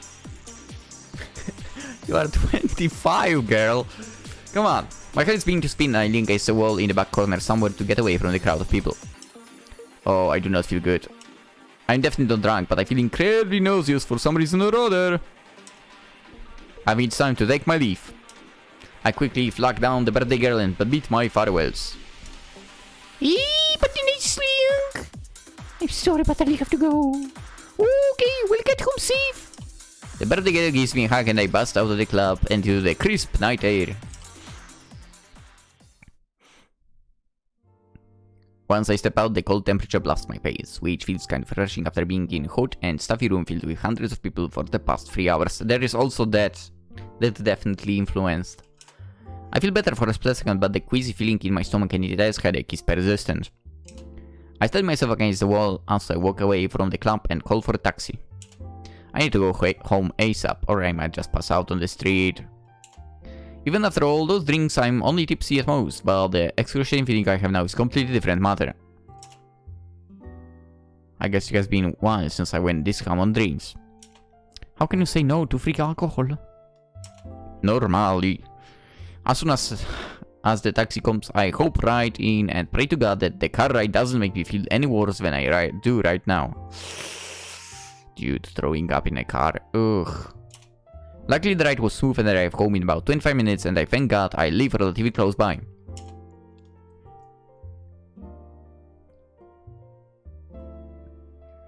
I make my way towards the apartment building as fast as my wobbly legs take me. With each passing minute, I feel like I won't be able to make it to my place in time. My vision is slowly blurring and the pounding in my head is just intolerable. And the stairs are just pain with each step. I think I should call someone in case. Maybe I should call Yuzuha for help. I held my thoughts in their tracks, and for a brief moment I snap awake, wondering why on earth I even considered calling Yuzuha. Would she even answer at 2 AM? Yeah. Yet despite it all, I still grab my phone and search for her contact. It must be alcohol. I hear the dial tone as I near the corner of my apartment door, but alongside the dial tone I hear a ringtone as well. I think my brain is playing tricks on me until Yuzuha surprisingly picks up and I start hearing double voices too. Umeko. I round the corner and see the very person I'm calling right in front of me. I rub my blurry eyes to see if I'm hallucinating. Yuzuha, is that you? Yes? Yuzuha sitting on the floor next to a six-pack with 3 of the cans gone already. Has she just been drinking outside my place the entire night? How long has she been sitting here for? What you doing here? Well, I guess you could say I'm on the run again. Wait, Umeko, are you okay? I trot over to her very slowly in fear that I might yuck at any given moment, but I stumble and almost trip as I try to get close to her. She gets up and holds me and I lean my body against hers. I'm not okay. Gee, you really have alcohol and smoke. Come on, where are your keys? Let's get you inside. I feel a tug on my shoulder as she rummages through my purse for the keys. The sweat on my forehead begins to drip down my temple as I use all the power within me to control all the alcohol that's about to erupt. The second she opens the door, I immediately make a run for the washroom and let it all out. Ah, that's right, the rainbow. Can I point out, it's funny how a rainbow is basically a symbol for throwing up and a symbol for another thing. I wonder why. I fall to the toilet and all the alcohol I drank tonight comes out like a bursting dam against an uncontrollable flood of water. Umeko. Yuzuha comes rushing in and crouches down to my level, holding up my hair as I expel the poison, probably very unattractively.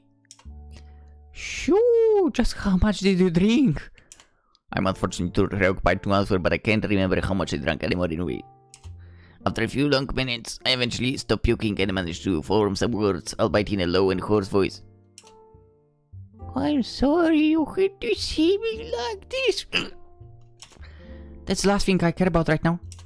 She flashes the toilet and rubs my back to comfort my sick self. My head is still throbbing and my mouth tastes like absolute garbage. Yeah, but after vomiting it all out, I feel much better and less nauseous than before. My weak body struggles to get up from the toilet even with the borrowed help of Yuzuha, but I manage to get myself to hunch over at the sink. Sorry. You can go sit down and I freshen up. Are you sure you're okay? I wave my hand to dismiss her. Yeah, I'm fine now.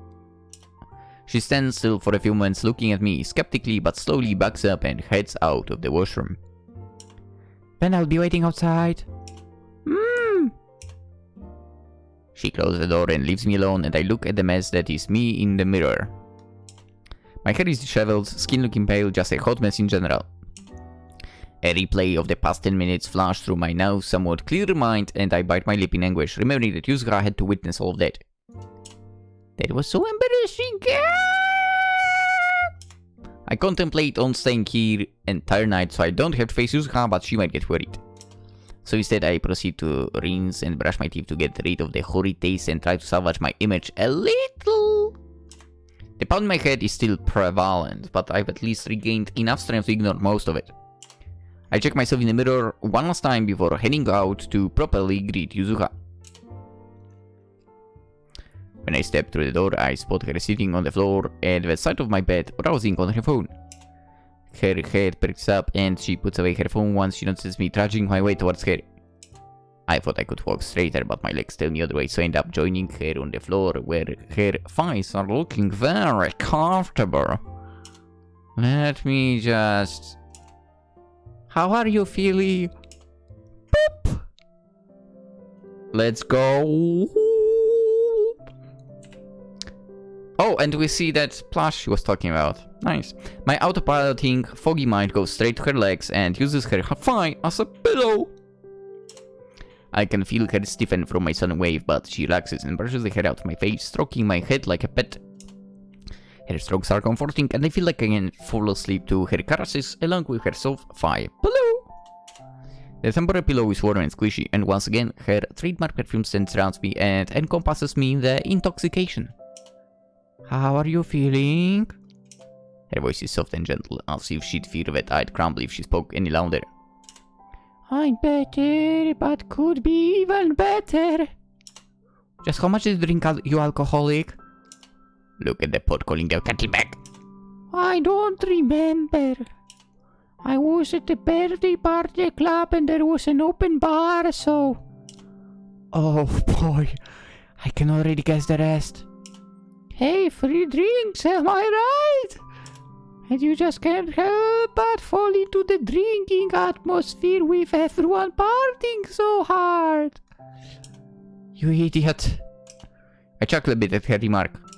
Usually I'm the one calling her an idiot, so hearing it come out her mouth feels a little weird, yet strangely refreshing. Neither of us say anything for the next couple of minutes, with the silence almost lulling me to sleep, but I break it as I realize again that I'm lying on Yuzuka and not my pillow. What about you? What are you doing here drinking outside my place like a boom? Also, let me know if you need water or a drink. I guess you can finally use those matching Gok cups from Baisho. You seem like the one more in need of water than at the moment. Where are your cups? You stay put and let me get some for you. I'm reluctant on having Yuzuka move me from her comfortable lap pillow, but a drink of water that sounds nice right about now. The cups are in the cupboard next to the stove in the kitchen. I have a jug of water in the fridge. You can use it. Then I'll be right back. Yuzuka gently lifts my head and rests it on the rack as she goes and retrieves the water. With her gone, I almost drift off to sleep, but she returns quickly with the two matching dog mugs, handing one to me. Here. Here. I take a cup from her and slowly sip on the refreshing cold water. She reseats herself in her initial position, and after placing the cup on the coffee table, I once again rest my head on her comfortable lap. Yuzuka doesn't flinch this time and goes back to stroking my hair. Back to the question, for I'm just on the run again, the usual. I came to the place cause it's the only place I can think of where people wouldn't think of to find me. Also, thought you'd like to drink with me, but it's clear that you already had your fill of alcohol.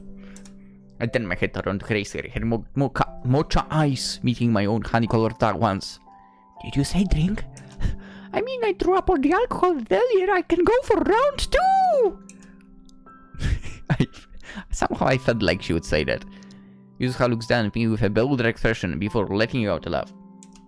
You don't do that.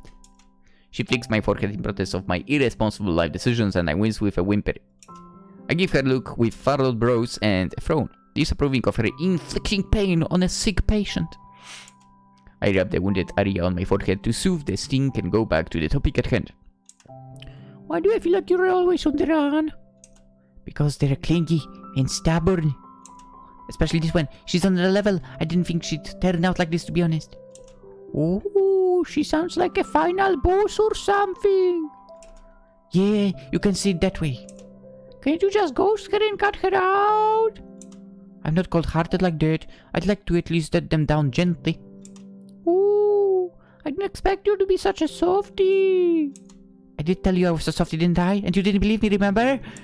Ooh, nope. You drunkard. I'm not drunk. I headbutt her stomach, which I immediately regret because it was flat and hard, which agitated my headache some more. Ow. You're hilarious when you're drunk. Literally not drunk, I'm just unwell. Whatever you say. Anyway, good luck on shaking the gear loose. Thanks, I'll need it. I still wonder how I spent the past 4 years like this. To each their own, but I can't wrap my head around it. Why couldn't you just be normal? If you were normal, I could have naturally fallen in love with you and had a normal relationship with you.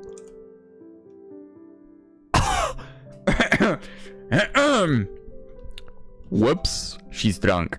Yuzuha coughs out with a small smirk and looks at me softly with gentle eyes. Is that what you wanted? I gaze up at her, captivated by the allure of her beautiful brown eyes, losing myself more with each passing moment as our eyes lock. I start to answer, but my frazzled conscience removes all the filters I typically have. Yeah. Another wave of silence washes upon us as I wonder if I made things weird, but then Yuzuha starts her story. I was normal once, more naive, more in love. I guess I just got her too bad. The tone in her voice slowly changes to a more solemn one that sounds very weary and sorrowful. Her hands being strong in my hair again, sending little shivers down my spine with each touch. Ding! I thought she was the one. I saw a future with her, even if it might have been a hard one. But I was ready to face it all for her because I loved her so much. Yuzuha is still looking out to the wall opposite of her, but I can still see her slightly pained expression as she talks about her aches. Poor thing. But that was the cost. You end up getting hurt. I know it's part of the process, but it lasts forever, even if you've moved on from it. When you're so young and naive, it really screws with how you view things. Yuzuha's voice is but a quiet whisper as she recalls the hurt she experienced. The emptiness in her voice pains me as I try to imagine what she went through. I thought she loved me too, and I'm sure she did, at point. I caught her in bed with a man one morning at her house. Oh my god. It was so painful, it was traumatizing. It felt like I wasn't enough. I wasn't good enough that she had to find anyone else. She said she was sorry, but didn't even try to justify herself. She didn't try to plead for my forgiveness. But I don't think I could have forgiven her even if she did. Understandable. That's cheating, unforgivable. I mean, how long had it been since she was seeing someone else?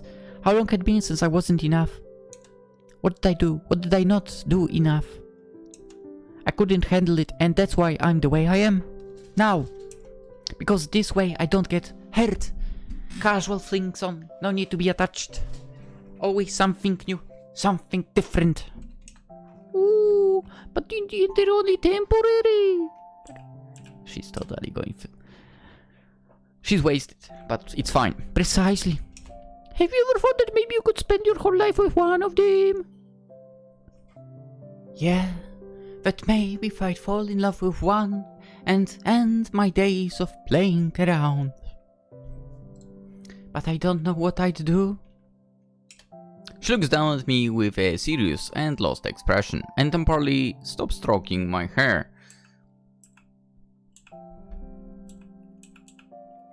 You know what would be cool?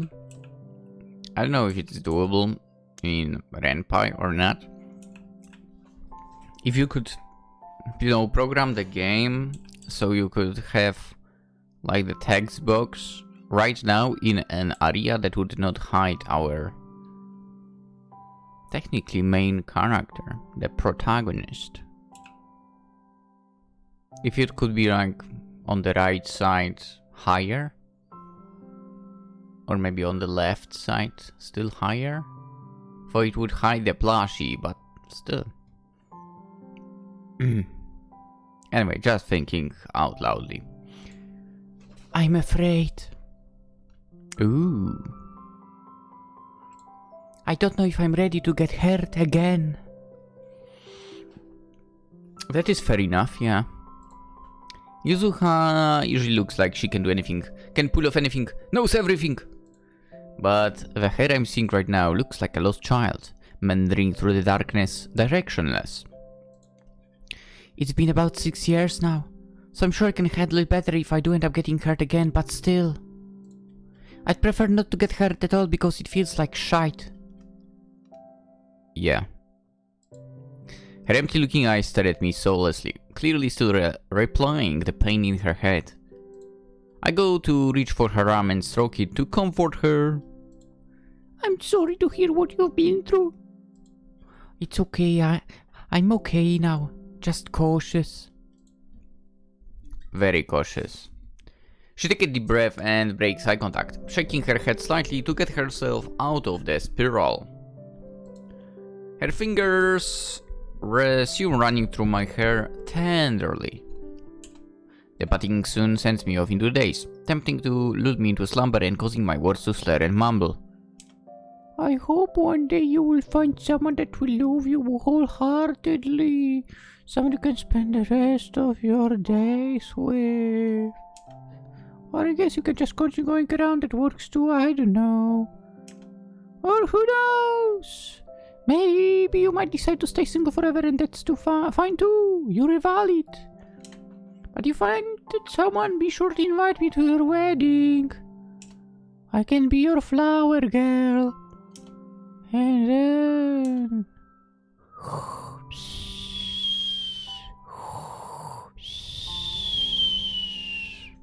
My eyes officially give out and my brain shuts down after the long night, but before I pass out into a deep slumber, I feel a peck on my forehead and hear Yuzuha faintly. Good night.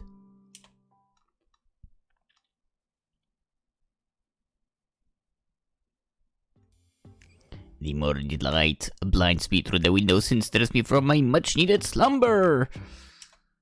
The residual headache still lingers, but it's nowhere near as painful as yesterday. Yeah. As I move to get up, my body starts to age in places I never thought it could age. I prop myself up with my arms and feel the cold hardwood floor, reminding me that I was lying down on Yuzuha's leg last night. But instead of her thigh, I see my pillow in replacement and a blanket over me. Did she leave? I get up from the floor and start to look around my small apartment, but no traces of Yuzuha are to be found. Just me, myself, and I with the faint smell of her perfume lingering on my clothes. What was I expecting anyway? Well, I should probably at least thank her for help last night, even if it's through a text. I pick up my phone to text her. Thank you for yesterday. I start to find a heart sticker to send alongside the thanks, but maybe it's a bit too much. I delete the heart sticker and place it with a thumbs up instead. And send. Okay, that's a cute one. I start the phone to see if the message gets read, but nothing yet. To be fair, it's only been a minute or so. The message suddenly gets read and I perk up a little bit hoping to see a message. But nothing! I give it a minute or two. More. Still nothing! Did she just leave me on red? Ah! Well, whatever. She'll reply when she'll reply. I pick up my pillow and blanket from the floor and close the curtains that were left open last night. I then return my pillow, blanket and myself back to the bed and bury myself under the covers. It's Sunday. I can sleep some more. Let's go! To be quite fair, you would be able to sleep like that if you were in Poland. Given the fact that by regulations, which were introduced, I don't even remember when, on Sunday the supermarkets are closed. Only kind of smaller shops are open. If it's the owner that's basically on the clock. Not gonna lie, that's kinda not convenient. Also not gonna lie, I actually preferred working on weekends and not during the weekdays. Basically more was happening during the weekends. So, you know, if it was me, if I was still in that kind of industry, luckily I'm not, I'd be like, you know what? How about instead closing the stores on Sunday? We just have it closed on Monday. Anyway. Just my peace of mind. Considering that every other industry is, you know, at work anyway, so. Anyway. Asahina-kun, what you doing? You just gave them the wrong change. Fun fact, I've never made a mistake like that. Actually, it's absolutely a boring fact, but whatever. Sorry, dear customer, here is your correct change. Asahina-kun, I'm making you switch with someone else. Go to the back room and cook yourself before you make any more mistakes. This is the 5th mistake you made today. I'm very disappointed in you. I think this is becoming my voice of characters that in a way are getting, you know, annoying. Manager, this is your voice from now on. I stand there meekly and bow 90 degrees to apologize for my fumbles. I mean, how much of a mistake was it, by the way? Like, maybe it was, you know, a mistake that nobody would care about anyway. The manager stumps away and I walk to the staff room with a hanging head. It's been about 5 days since I got left on red. She's probably busy, but she usually doesn't take more than an hour to reply to me, so 5 days is a little alarming. Did something happen to her?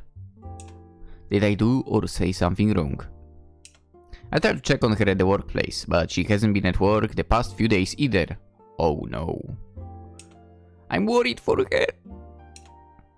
Oi, Umechin! Ringo-chan pops up next to me before I head into the room. What's going on? You're so out of it! I wave her off and reassure her. It's nothing. Don't worry about it. Oh, if I wasn't a cook right now, I'd slap your sleeve so you can snap out of it. You best bet I'll be finding you after work to spill the beans you. Don't think you can get out of it. She gives me dagger eyes and walks away while still facing me menacingly. I slowly head to the back room as I ignore her threats to try to figure out a way to stop thinking about Yuzuha.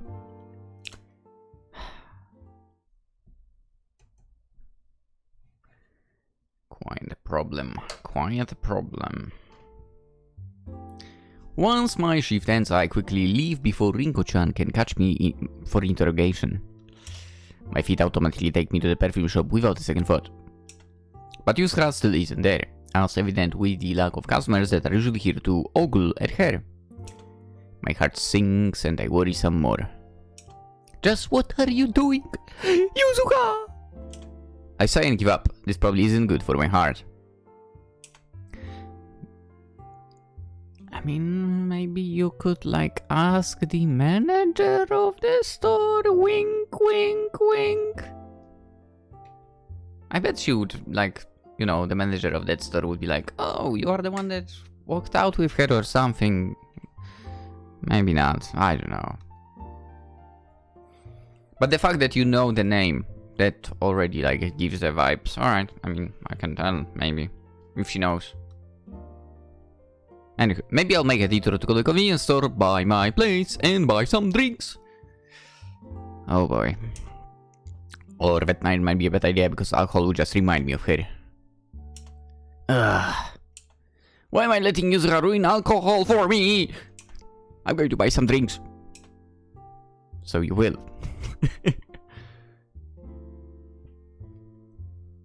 My body shivers in response to being outside for too long. And it's making me feel extra hungry as it nears dinner time. More like supper, but... I dig around in my bag for some candy and use it to appease my tenderest stomach.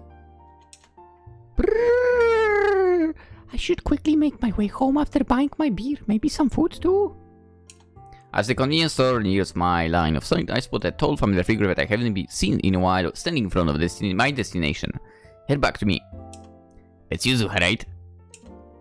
There is no doubt it's her, with her unique hair and lack of jacket despite the chilly weather. That guy's suspicious. My heart skips a bit without my permission and try to calm it down. Act normal, Umeko. Act normal. I take a deep breath and run up to the woman. Yuzuha! Umeko! She sports a dumbstruck face, not expecting me at all. What are you doing here? Oi, this is my turf. Hello. Oh, I guess it is. But that's beside the point. Where have you been, Yuzuha? I've been worried sick. You have? Of course. Who wouldn't when someone who usually replies within hours hasn't responded in a week? Are you okay?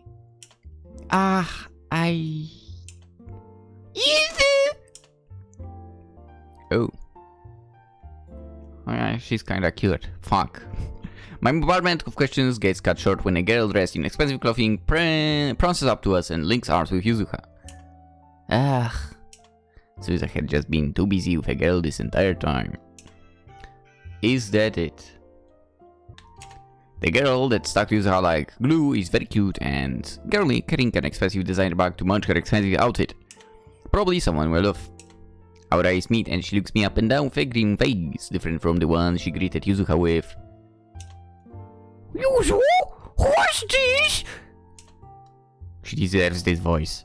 Yuzuha looks away nervously and starts to answer, but I beat her to it. Yuzuha's friend.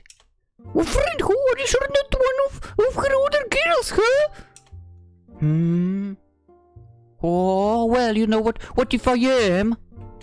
I don't know where the sudden courage to blurt it out came from, but seeing her hot attitude just irks me. It's like she intentionally wants to pick a fight with me. If she wants a fight, I'll give her a fight. Then you better back off because you already has been done against me. I give her anything and everything that she wants. What can you give her? Oh? Momoka, just stop, please. Momoka, I don't like you. Yuzuha tries to hold the barking chihuahua back. Oh, that's a good name, yeah? But even if you have other girls, she's gonna take my time with you and I'm not willing to. Momoka. Yuzuha unlinks their arms and steps back, startling the other girl. I can't do this anymore. We have to stop. I'm letting you go. Let's go! So that was the clingy one. Like, over clingy. Anyway, the blood in the girl's face almost drains with the bad news. What? What? I've tried to let you go gently, but you just won't get the hint. We're over. We've been over. I only played long because I feel bad for you, but I can't pretend that I'm okay with playing along anymore. It was just supposed to be a fling, you know that. If it hasn't been clear enough that you couldn't get the hint, then this is me clearly breaking it off with you. Try to be nice. What? I stand there awkwardly between the so-called lovers quarrel and I want to leave oh so badly, but I don't know how to make my exit. This is a little problematic. And as she mentioned, awkward. The rich girl grabs me and points at me with her studded nails. It's because of her! It's because of her, isn't it? My entire body freezes, feeling blisteringly uncomfortable that I somehow get dragged into the conversation. Yuzuha doesn't reply for a moment, but she eventually chuckles at her and evil chuckle and smirks. Hey, you know what? Yeah, it's because of her. She confidently wraps her arms around my shoulder and pulls me close. Oh god, is this her using me as a meat shield? Oh! I'm playing playground. I want this one. The girl stared at Yuzuha in disbelief and I joined her. Her eyes are wide and so filled with glistening tears, trying to wrap her head around the news. Or perhaps it was never news at all and the reality that Yuzuha never saw her in a permanent romantic light is finally hitting her heart. Why couldn't I be the one? I did so much for him, but he's so much effort.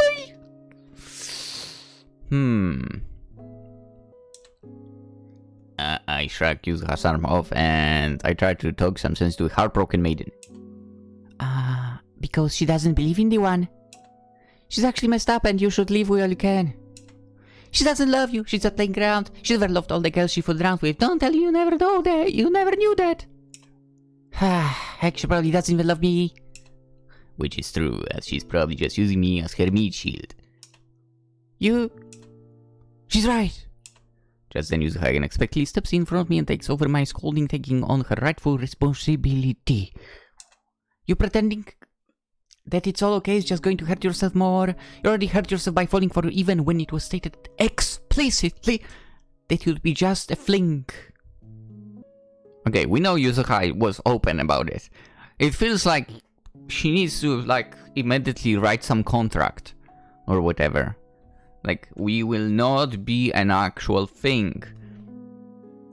You know, we will just fool around for a little bit and that's all. If you don't understand, or more like, if you break the contract and try to make it actual thing, you'll have to pay me 5 million yen. That does make sense, but whatever. Momoka stands there with furrowed brows and heavy breathing, looking like she's about to strangle Yuzuha, but Yuzuha presses on. I was nothing but a player. Let me go. Find someone better. You're a great girl and I'm grateful for that. you've done for me, but unfortunately you were never as special to me as I was to you. I'm not the one for you. Please find someone that will love you the way you love them. Because I can't do that for you. I can only imagine just how much pain Momoka is feeling as I try to put myself in her shoes. You think she will go yonder? Yuzuha's words strike a chord within me and makes me realize that I'm almost no different than Momoka. The words that came out of my mouth earlier sound almost ironic as I fallen prey to her charms despite not even being one of her playthings. Was me scolding Momoka justified for scolding myself?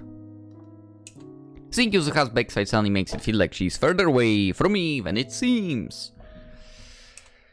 Momoka looks down, a teardrop hits the floor as she balls her shaking fist into resentment. Momoka... Eat your baka! Baka! I have no idea if I said it the same amount of time as it was written. Doesn't matter. She begins hitting Yuzuha with her purse and Yuzuha takes them without flinching, knowing she fully deserves them.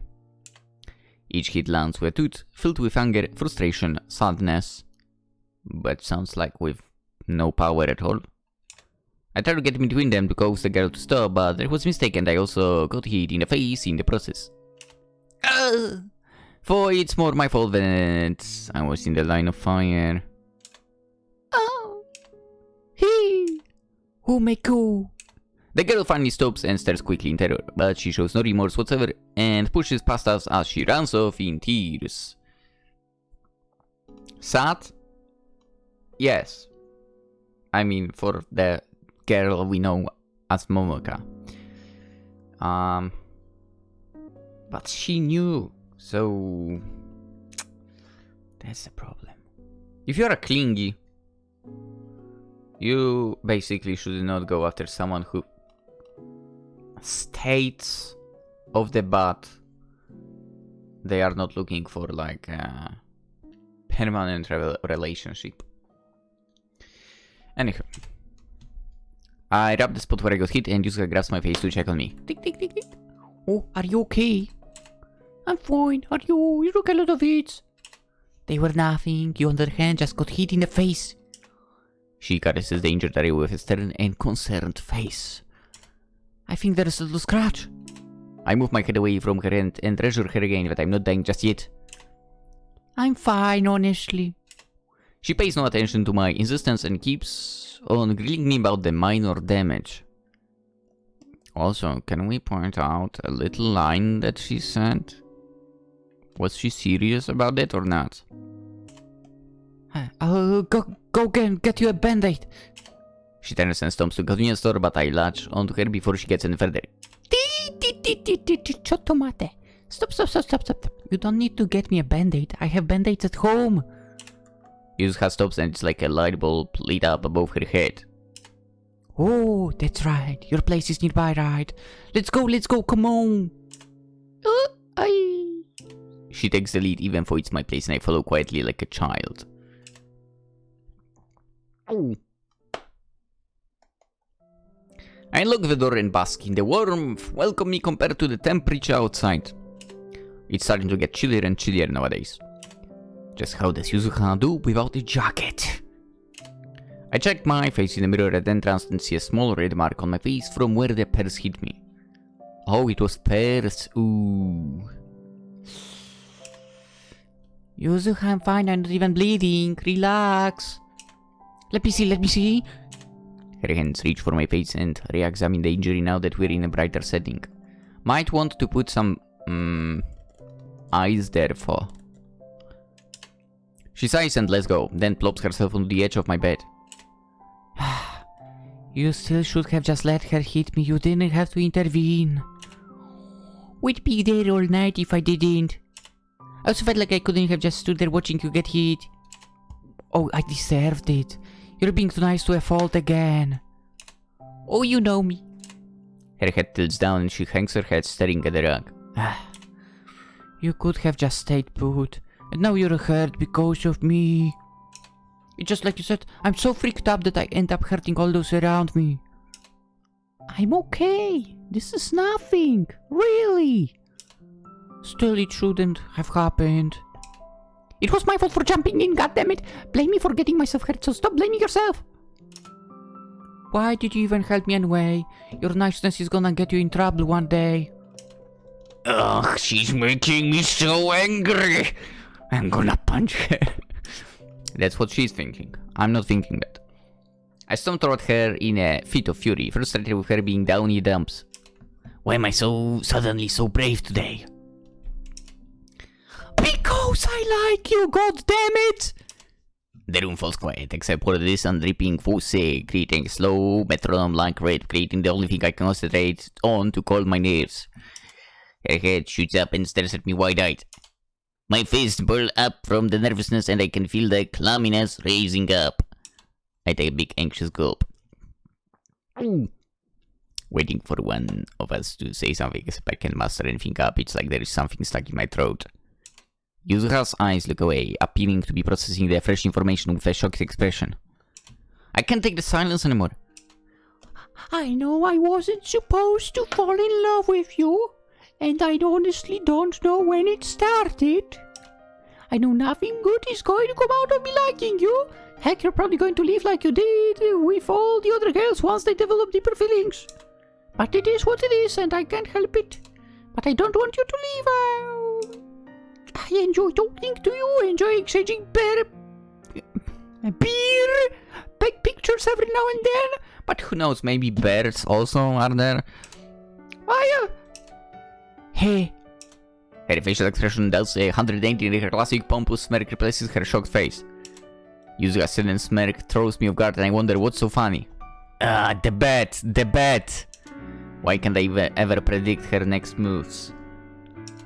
So I win. Hey! You fell in love with me. You lost the bet. My eyes dart around, trying to recover the memory of the bet made that fateful night. Yuzuha's smirk doesn't waver, knowing she's fully correct. Somehow seeing that smirk and knowing she's right angers me, even while I'm still nervous and filled with anxiety from my outburst. She just forces my emotions to be all over the place. Yeah, and I hate it. I hate that I fell in love with such a walking red flag like you. If only... In a second, without warning, Yuzuha cuts me off mid-sentence and she pulls me in, closing the gap. My one knee lands on the bed to save myself from the sudden pull and her hands support me, preventing me from falling. But despite the awkward position, all I can focus on are those soft lips of hers against mine. They're amazing, just like I imagined. It feels almost natural. I can feel the loving emotions behind it, yielding and not forceful at all. It's so warm and delicate. I know she's probably kissed 100 girls, but it's like these lips were specifically for me. Is she just that good at making girls feel special? The fleeting moment ends as fast as it started when Yuzuha pulls away, but not too far. Our lips are barely a hairline apart as her eyes fixate on mine, wanting more. The abrupt kiss paralyzes me. My brain cells working overtime to try to figure out what in the world just happened, yet simultaneously frozen in a place from shock. They're just as confused as I am. Tastes like candy. She licks her lips in a seductive manner and her tongue barely brushes against mine. Had I known this was how you tasted, I would have stolen a kiss way earlier. But again, I myself was trying to hold back. Huh? Her flirtatious words in addition to her visible tongue throw my puzzled brain cells to overdrive, causing me to do the unthinkable. I push myself onto her and resume our kiss, but this time with a fervor, now that all my bottled up emotions are finally spilling out! It's like I'm drunk on her. Let's go, girls! I climb onto her into a more comfortable position, stroking her as she scoots back, giving me room to rest on. Her arms now steady at my waist as I wrap my own around her neck, deepening the kiss even more. We eventually pull apart to catch our breaths and she takes the opportunity to satiate her curiosity. Just how long were you waiting for this? Since the beginning. The corners of her mouth carried me a slight grin after having her ego inflated. And how long should I wait before you throw me away? I say it as a joke. What with knowing her track record, but she actually answers seriously. Never. I'm keeping you forever. Let's go! My eyes widen in surprise, hearing her serious tone and the declaration of the end of her womanizing days. Woo! I wasn't joking when I said it's because of you earlier. I knew it!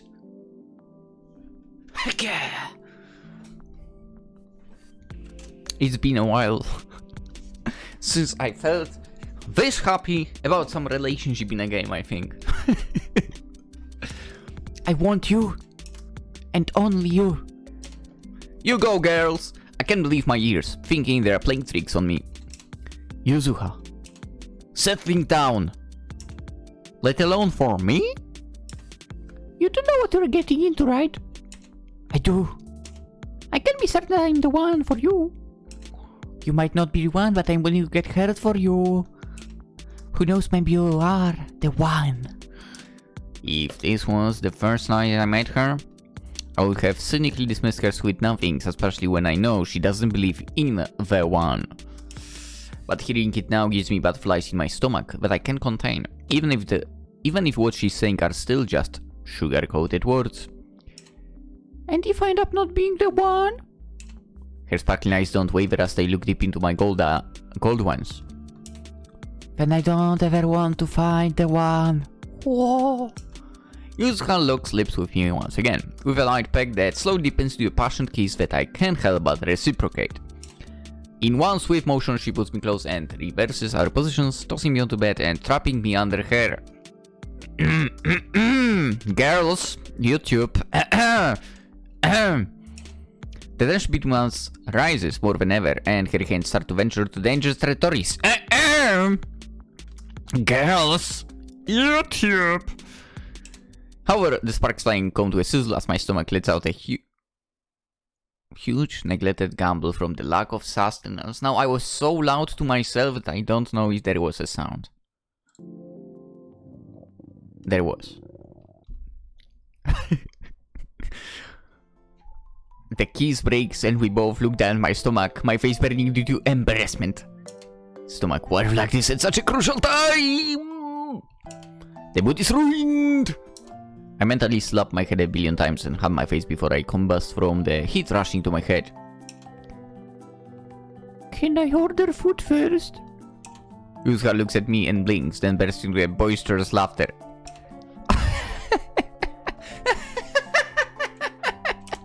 I slap her arm to get her to stop laughing at me. You can blame me. I haven't even eaten since noon. Okay. No, there's some food. She gets off me and lies down on the bed with her elbow and hand propping her head, exactly how she did the first time I saw her in my bed. Oh, and make you sure you order enough because you'll need all the energy you can get tonight. My face continues heating up, but I keep my poker face up and hit her again for her suggestive comment, even though I know full well what the event of tonight will be. And I still have to go to work tomorrow. Damn it.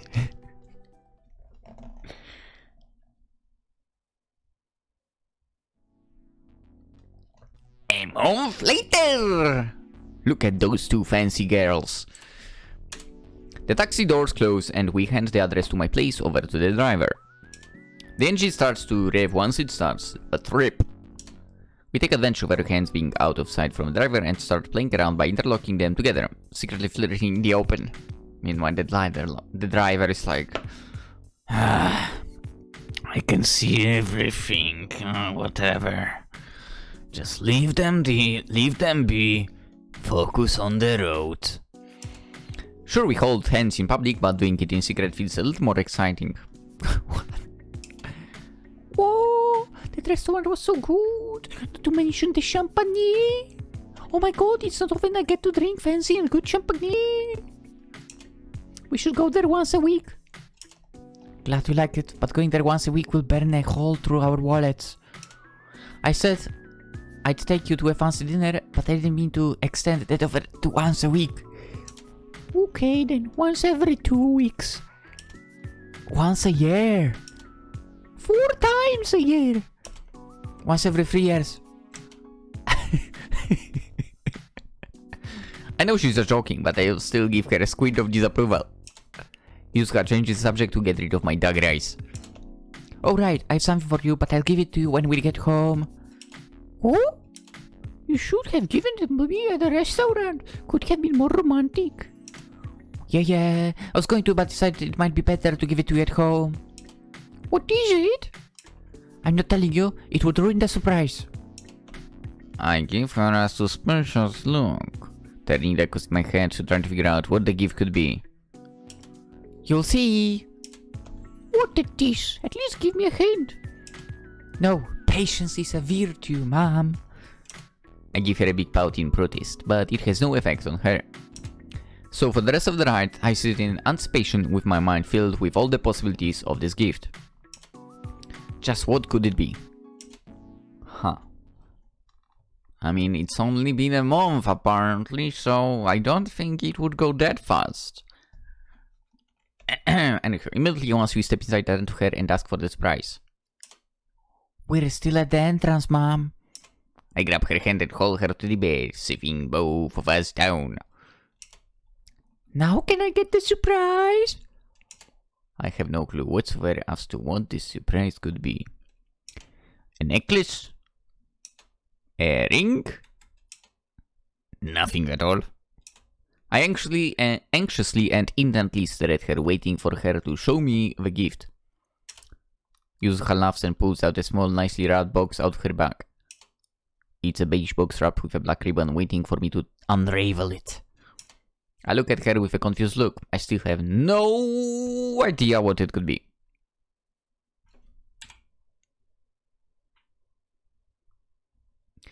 By the way, she totally looks like her hands are not in the sleeves.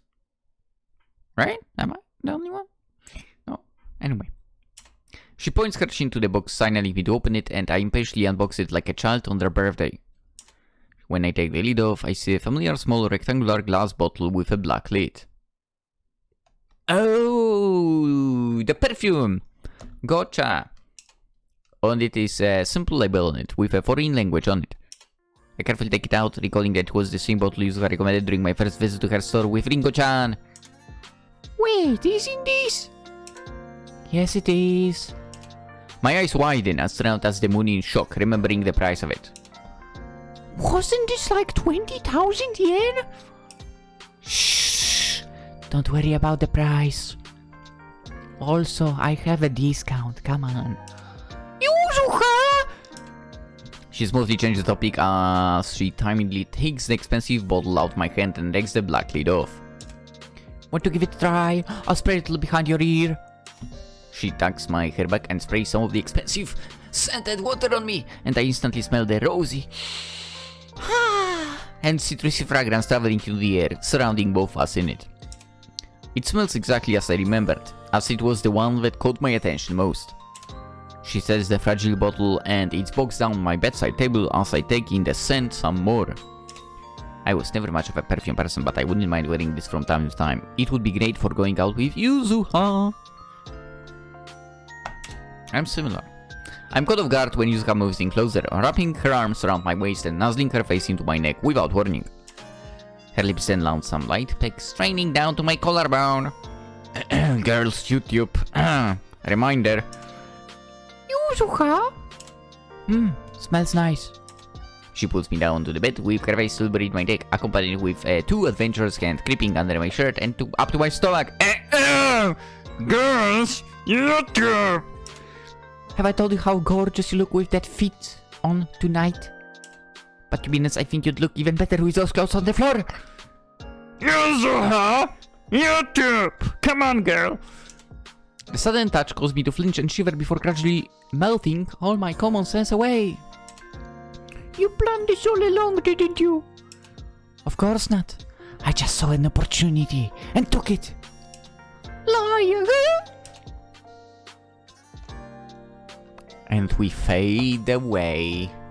And it's not even my doing. This Yusuha, honestly.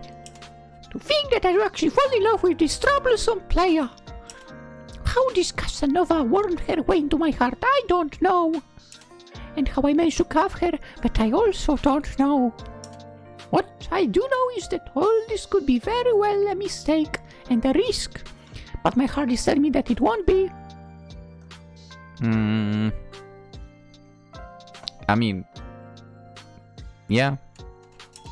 Only time will tell if she'll break free of the collar I mysteriously have around her. But it seems like we'll be stuck with each other for the time being. Hopefully for a long time. And I guess I managed to somehow get drunk after all.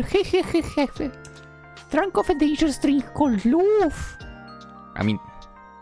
alright, I'll not break Okay, now I can say that. You actually also got drunk of alcohol earlier.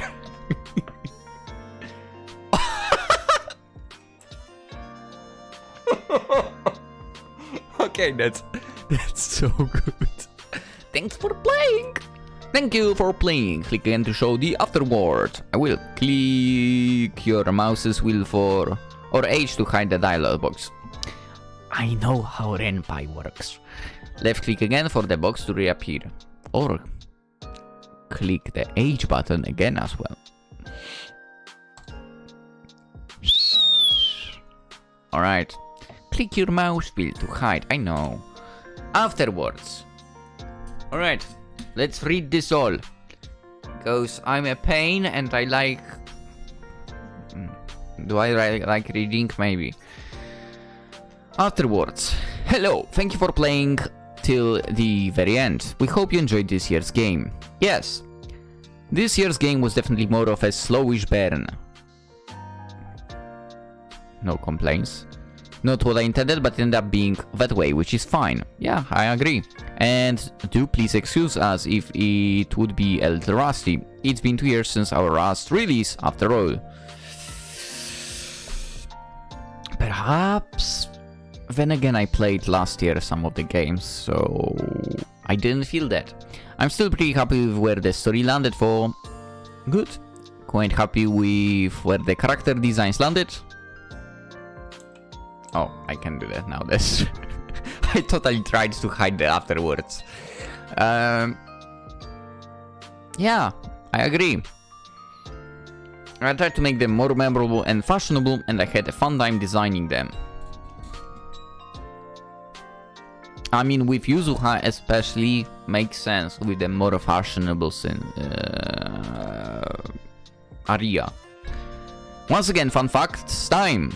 Okay, if you haven't noticed already, the two main characters' first names, Umeko and Yuzuha, are based off the Japanese wines, Umeshu and Yuzushu. I didn't know that. But there was something I noticed to the alcohol. I don't remember what it was for. I don't remember. Whatever. And their last names, Asahina and Kirino, are based off the beers, Asahi. Yeah, okay. Oh, maybe that was that thing that I noticed. That Asahina was Asahi. And Kirin. Okay. In which they were actually switched at first, but then realized their color schemes coincidentally matched the others' beer can more, so I switched them last minute. LOL. Makes sense. Ringo and Momoka. Apple and Peach. Okay. I mean... yeah, Apple Ringo, true. Are based off apple cider and peach flavored hard seltzers, Chew Ice.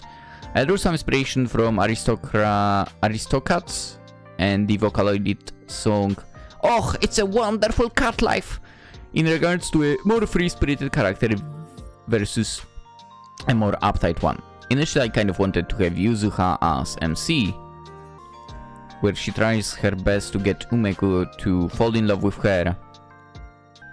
Yeah, I mean, that would make sense.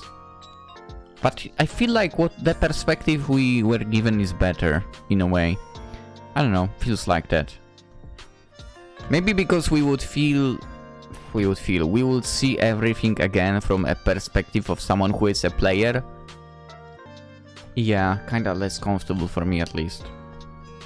I don't know, basically, again, my view of the world is more like Umeko's, basically, so maybe that's also a thing. Where I do believe I enjoy what we were given compared to what might have happened. Anywho. I think this is one of the first games that has real-life references, because I was too lazy to come up with replacements that weren't the usual Twitter or Instagram or Rhine. Yeah, it's fine. Also, yes, I have to add in a mention of Romy from Love Goes Towards Love. Whenever it comes to characters talking about handsome women, LOL. Useless industrial policing is not going the right way. Don't hush me. What? What do you mean? Had a lot of stressful fun working on the CGs as well. A lot of new different poses I don't draw often. And managed to even squeeze in a bonus doodle too. Nice. I'm guessing that's the one we have here. Super nice. Right. Industrial piercing is not going the right way. Never mind. Is it something? Is it like incorrectly drawn or something? I mean, I wouldn't know. I don't know how piercings works, so it's fine. As always, once again, thank you for reaching the end. Woo! Please share this game alongside all our other games. Absolutely. Link in the description, as always, guys and not guys. And go to, from the game, go also to the profile of the dev and get other games. I'm not even going to tell you just go to the channel and find them. No, go to the dev and download the games. Play them all. To your fellow Yuri-loving friends. I mean, surely there are some people who watch still, who come here for Yuri games, yeah. We love reading all the comments that we get, and it just, again, warms my heart to know that my games are loved. It's what drives me to continue making them. Please do. Please do. Let's hope I don't get burned out again next year. Next year, do be jam-packed for me. But anyway, thank you. Thank you. Thank you again for reading, playing this year's game, and until next time. Banger of a story, to be honest.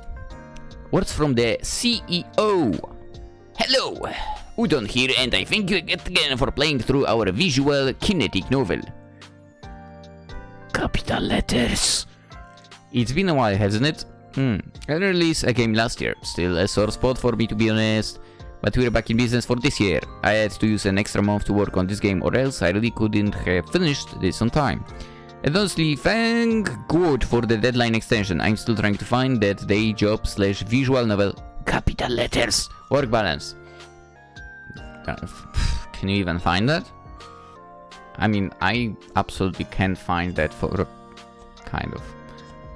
My sleep is absolutely dreadful because of not being able to find that balance. Writing literally took 2 months due to being slow, procrastination, distractions, lack of story direction, busy with other projects, and lack of time management, juggling with my day job, etc, etc, etc, yeah. And then art plus coding plus everything else took another 3 weeks. Writing it up a week in the 3rd month, but I made it all thanks to the deadline extension. Oh yeah, now that I think about it, I did say in one of the games last year that I was like, oh, I kinda want to learn Ren'Py. Maybe someday. I have not even looked anything about it. Maybe someday, when I'm like 70 years old, I will find the strength to, you know what? The old Lynx would like to learn Ren'Py. Anywho. Where did I finish? Writing it up a week in the 3rd month. Got it. I made it all thanks to the deadline extension. Yeah. I also somehow managed to pump out 5 CGs in 12 days. Yeah. And they had no idea how I did it, but I did it. Yeah, makes sense. Thank you if you came by my art streams to see me work on them. There are streams? I either am not following the channel, or maybe I haven't found it, or I've never seen that live? I'm not sure.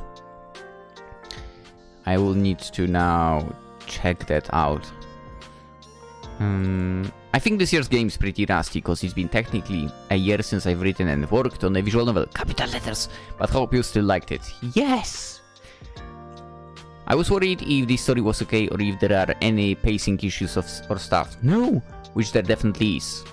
No! Because I feel like Yuzuha's tragic backstory could have been fleshed out more along with some other old stuff, but I digress. I guess it could be more detailed, but also, I mean... She still opened up to someone she didn't really know for that long, so I feel like it's fine.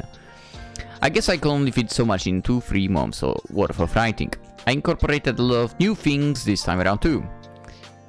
For example, the phone conversation screen. Yeah, that was nice. Definitely will be utilizing that some more in the future. Yo, now that I think about it, I might be incorrect, but I do think that I've seen someone mentioning the phone conversation screen overall included into the Ren'Py at some point. I might have seen it last year. Someone talking about that.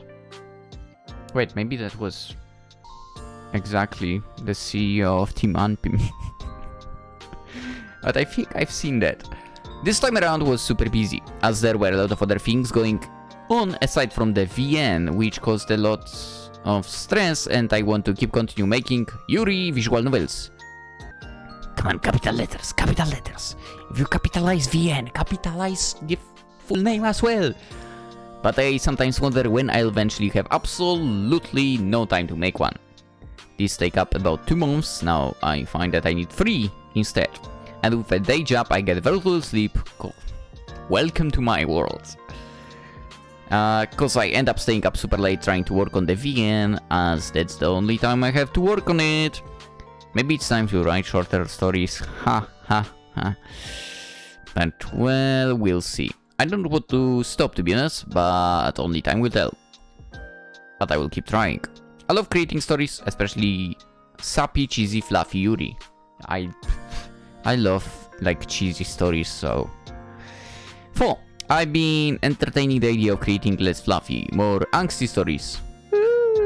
Either way, I'm still grateful each day that my games are still circulating and that people still actually enjoy them. That's more than I can ask for. But anyway, until next time. I'm gonna be honest, I think among all the like... I mean, we've played a ton of games. I feel like games from Team ANPIM are like placed among the top right now, since I've discovered them. Here you can look at the bonus duel again before ending the game. Here you go. Absolute beauty. And it's so hilarious. That's right. Get that Yuzuha on leash and never let her go. Oh, we have the gallery as well. Oh yeah, you have also, they always have that unique, in a way, CG showing. Yuri, it's life! I agree. Yuri is wonderful. Yes. That's the 5th one, right? And that's the bonus.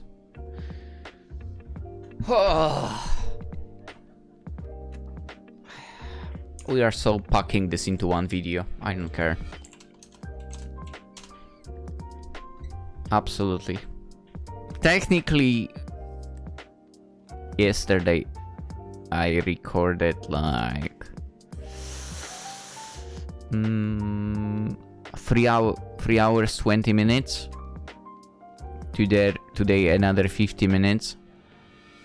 I could literally make like a 4-part thing out of it, right? But I was not stopping at all while recording, like, you know, oh, let's end the episode, blah blah blah.